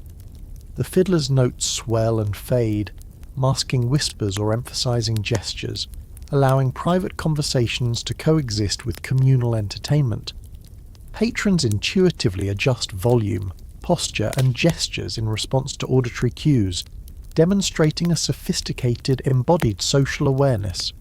Anthropologists argue that such multi-sensory integration, combining sight, sound, smell, and tactile feedback, enhances coordination, attention, and social learning, allowing the tavern to function as both theatre and classroom. You notice how even small fluctuations in volume or tempo change the tension and intimacy of whispered negotiations, subtly directing attention without overt command. The hearthlight also plays a role. Shadows from the flames create pockets of concealment, allowing patrons to speak privately without total isolation. Fringe historians suggest that firelight and shadow were critical components of medieval tavern design, creating a visual rhythm that mediates public and private interaction. You watch a merchant lean toward a traveller, the flickering shadows obscuring small gestures, yet everyone nearby senses the tension and adjusts their own behaviour accordingly. It's a delicate balance. Light, shadow, sound, and space combine to create a layered environment where attention, trust, and secrecy are constantly calibrated by both perception and intuition. Even minor objects contribute to confidential exchanges. A small coin, a folded note, or a tilted mug becomes a signal, indicating agreement, acknowledgement, or caution.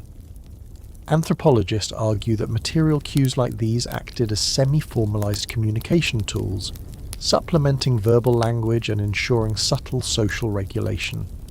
You notice a man tapping a small pouch twice before sliding it across the table, while the receiver adjusts posture, lean, and gaze in response, signalling recognition of both gesture and intent. These interactions, though small, demonstrate the depth of tacit knowledge required to navigate the tavern. Observation, subtlety, and timing are as essential as words. Sometimes humour mediates secrecy. A whispered joke can test trust, diffuse tension, or confirm loyalty without disrupting broader interactions. A merchant whispers a quip while negotiating a price, prompting a stifled laugh from his partner, signalling both comprehension and alliance. Fringe historians argue that humour functions as a subtle social lubricant in high-stakes or confidential exchanges, allowing participants to calibrate relationships while maintaining decorum. You notice how surrounding patrons respond minimally, signalling awareness without intrusion, a choreography of attention, discretion, and social learning. Finally, as the evening deepens, the tavern's dual rhythm of public and private interaction becomes more apparent. Laughter, music, games, and brawls coexist alongside whispered deals, confessions, and subtle negotiations, each layer dependent on the others for structure and balance. patrons continuously navigate this layered environment, learning, teaching, observing and participating, all while adjusting to shifting attention, light and sound. You lean back, absorbing the complexity. The medieval tavern is simultaneously a stage, a classroom, a marketplace, and a network hub where secrecy, trust, and observation are as vital as ale, food, and warmth. It is a living system of human interaction, adaptive, resilient, and profoundly intelligent in ways that modern observers can only begin to appreciate. You notice how the tavern's rhythm changes as night deepens and fewer patrons remain, the room gradually shifting from lively chaos to a quieter, more contemplative energy. The clinking of mugs softens, conversations become more measured, and the firelight takes on a warmer, more intimate glow. Shadows stretch longer across tables and walls, creating pockets of privacy for conversation, reflection, or secret dealings. The atmosphere feels charged yet gentle, a pause in the constant flux of social energy, allowing patrons to reflect, consolidate stories, or quietly continue their observations. Anthropologists suggest that the ebb and flow of tavern life functions as a natural regulatory system, teaching patrons how to read and adapt to changing social intensity while maintaining cohesion and awareness. You feel yourself instinctively adjusting to the slower pace, your senses attuned to subtler gestures, whispers, and the delicate rhythm of a space transitioning from activity to reflection. A group of travellers lingers near the hearth, sharing tales of distant towns and exaggerated adventures. Their voices are lower now, almost conspiratorial, each story punctuated with laughter or murmurs of agreement. Children who remain crouch nearby, listening intently, absorbing both content and social technique, timing, emphasis, gesture, and cadence. Anthropologists note that this quieter period allows observation to take centre stage, reinforcing skills in judgment, memory, and emotional regulation. Even the simplest story becomes a lesson in social intelligence, teaching participants how to gauge reactions, read unspoken cues, and adjust performance in subtle, context-dependent ways. You feel this lesson unfold before your eyes, noticing the interplay of attention, expression, and timing as each story finds its audience. The barkeep moves with deliberate care in these hours, clearing mugs, restocking ale, and quietly checking in with patrons who remain. His movements are precise, minimizing disruption while maintaining a sense of order. Scholars argue that this late-night attentiveness reinforces authority and cohesion.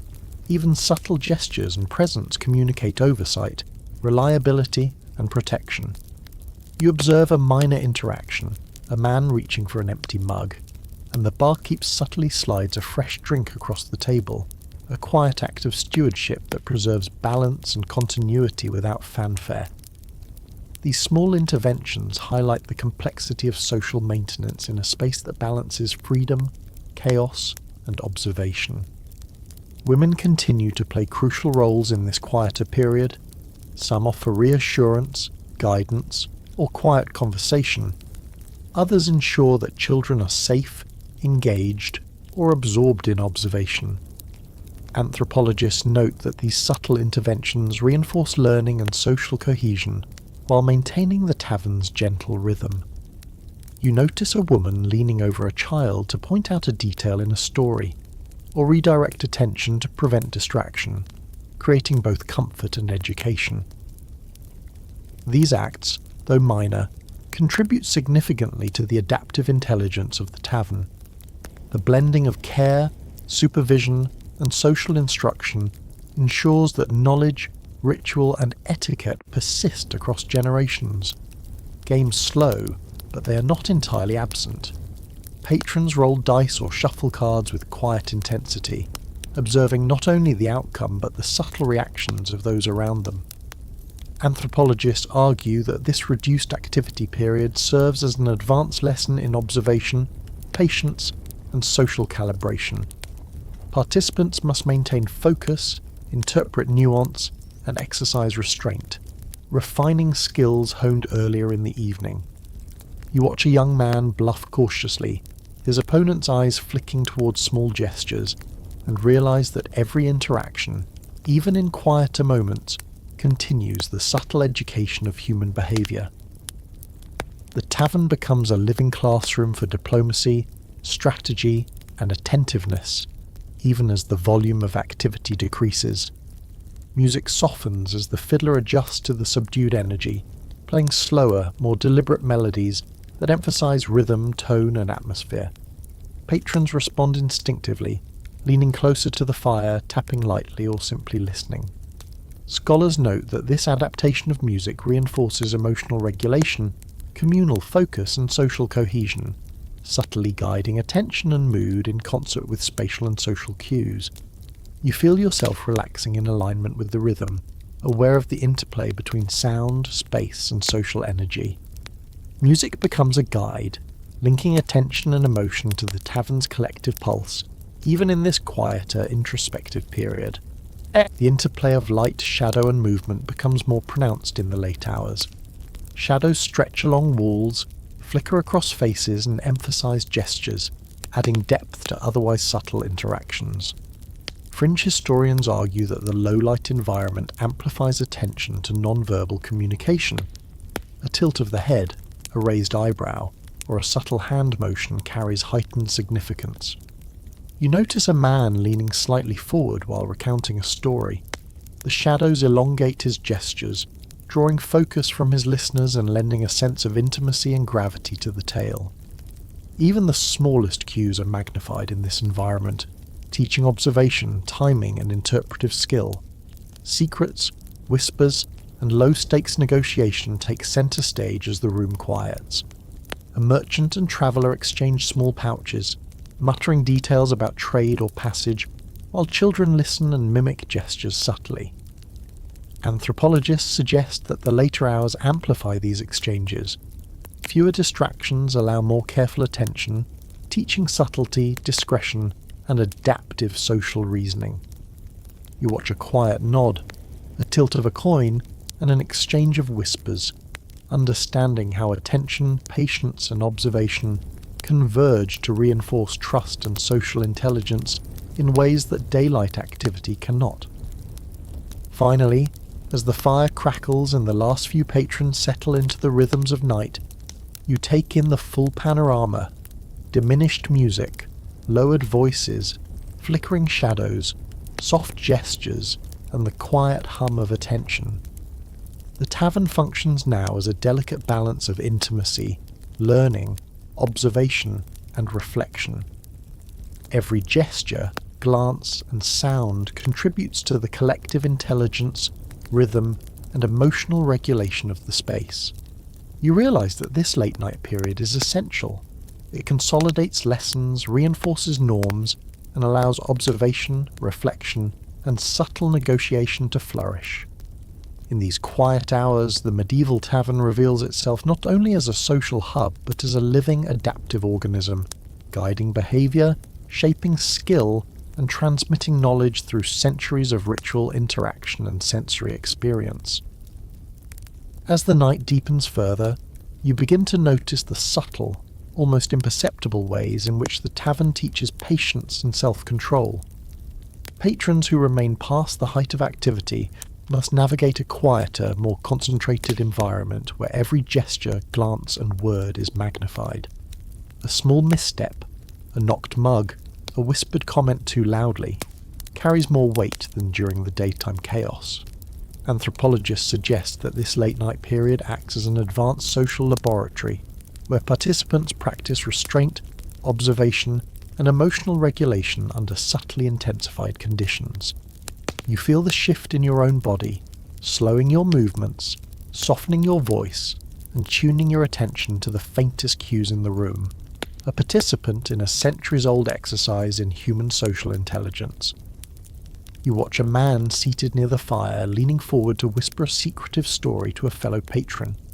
His gestures are deliberate, his voice quiet yet persuasive, and the listener nods subtly, absorbing every nuance. Children nearby mimic the attentiveness, crouched low with wide eyes, learning when to speak, when to remain silent, and how to gauge risk.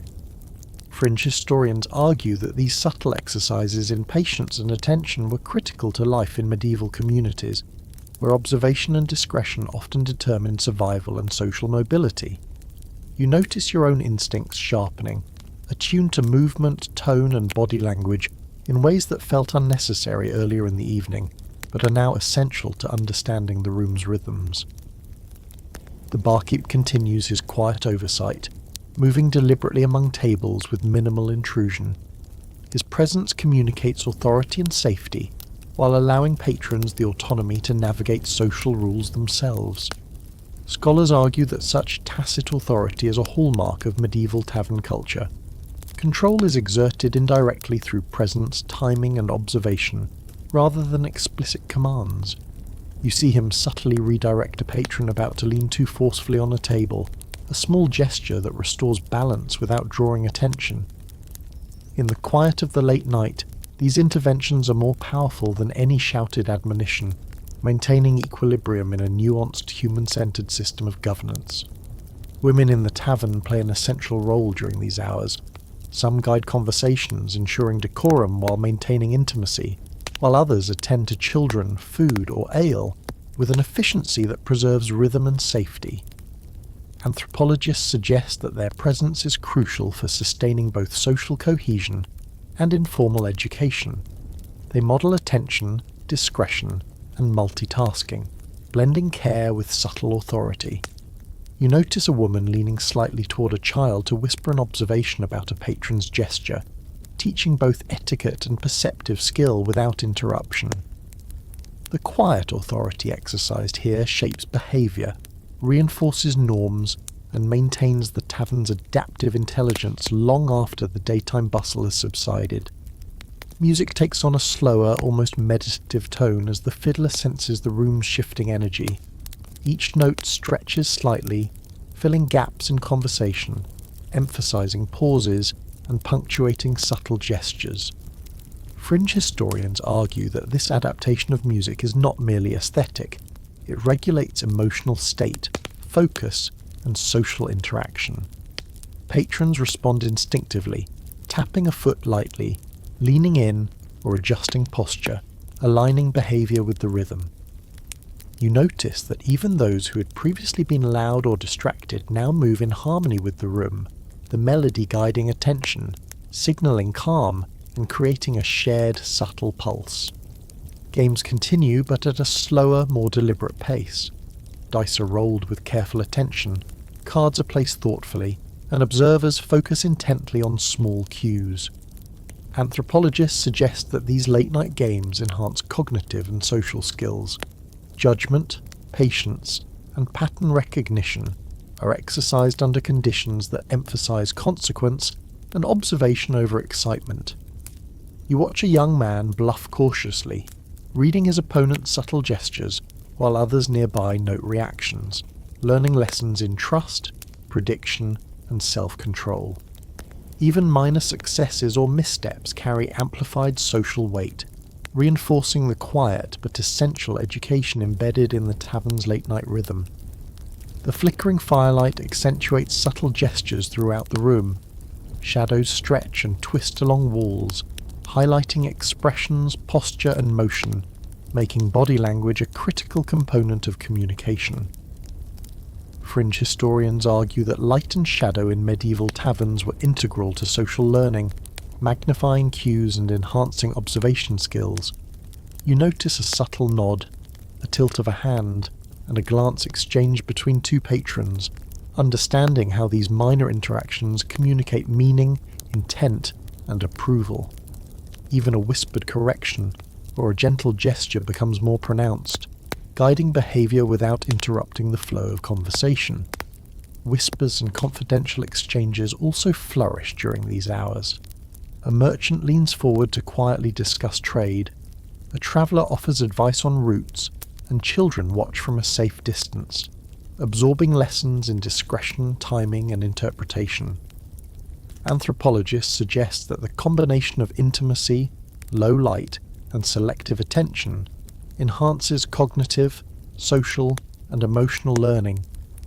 You notice how even minimal interaction, an eyebrow raise, a slight pause, or a delicate hand gesture, conveys layered meaning, teaching observation, judgment, and social strategy. The tavern becomes a living classroom for subtle intelligence, reinforcing centuries of adaptive human behaviour. Finally, as the night deepens toward quietude, you take in the entirety of the space: the flickering fire, the shadows, the murmured conversations, the gentle rhythms of music, the deliberate movement of patrons and staff, and the quiet hum of observation and interaction. The tavern, in this late-night period, functions as a refined microcosm of human society, teaching patience, observation, social negotiation, discretion, and emotional regulation.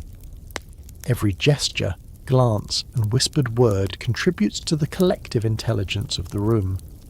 You realise that the medieval tavern is far more than a place for ale, food, and entertainment.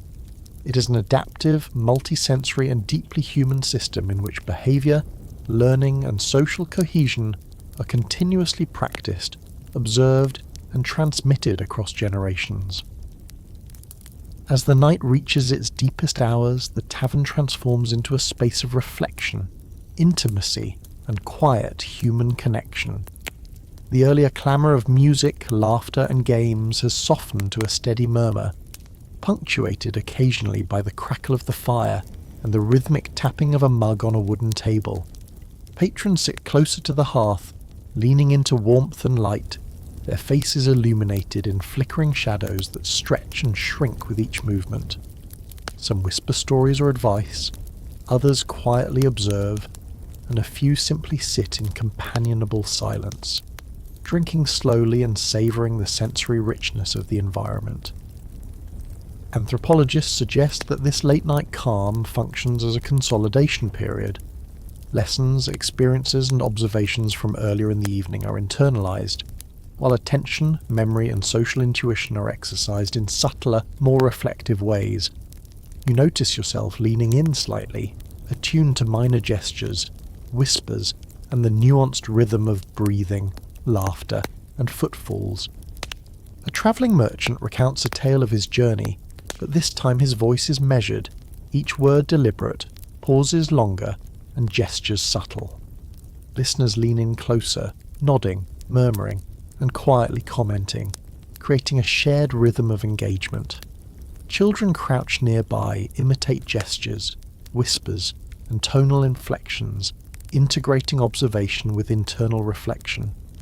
Scholars argue that the late-night storytelling period provides an essential educational function. Memory, social intelligence, moral reasoning, and cultural continuity are reinforced through concentrated observation and participation. Fringe historians note that this reflective energy allows for heightened awareness, sharpening attention to the smallest of cues, whether in negotiation, subtle gestures, or patterns of trust and deception.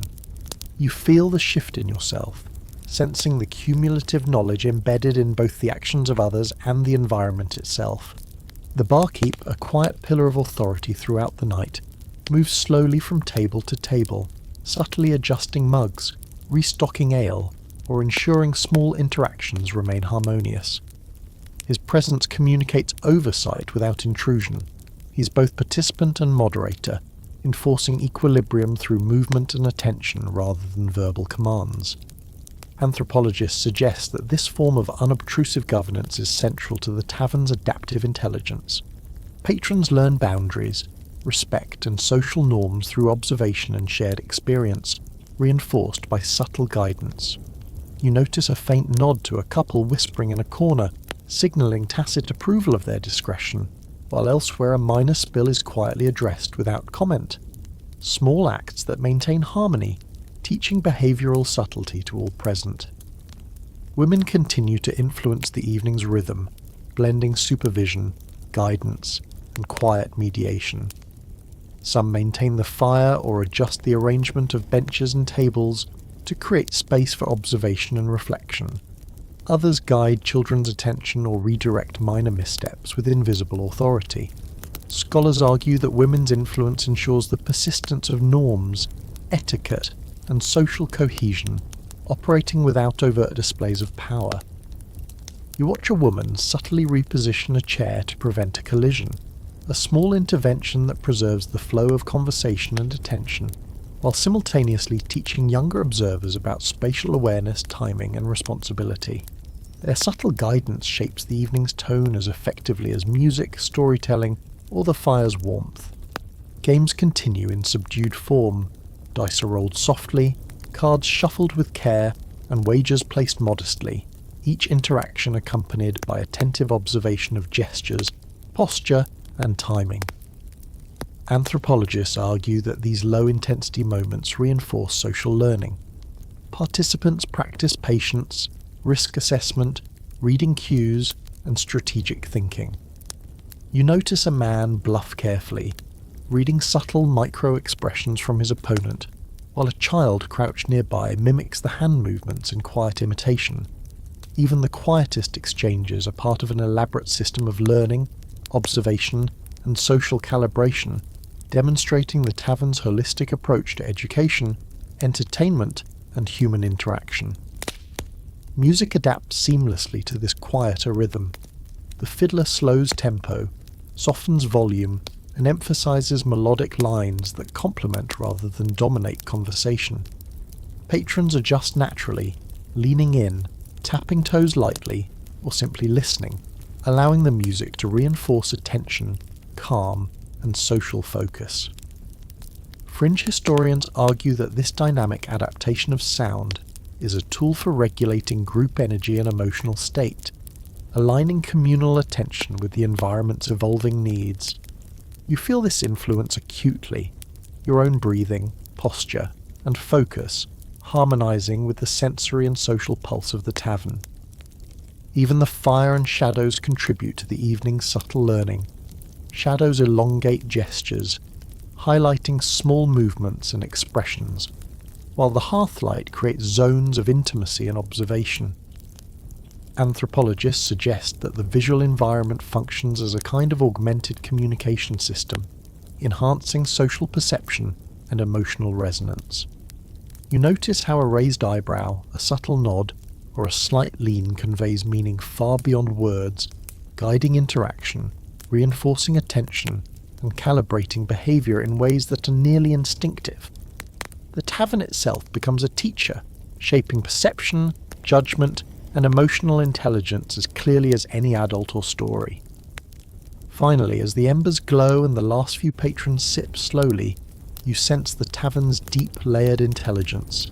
Every gesture, glance, whisper, and pause contributes to a living system of social learning, adaptation, and continuity.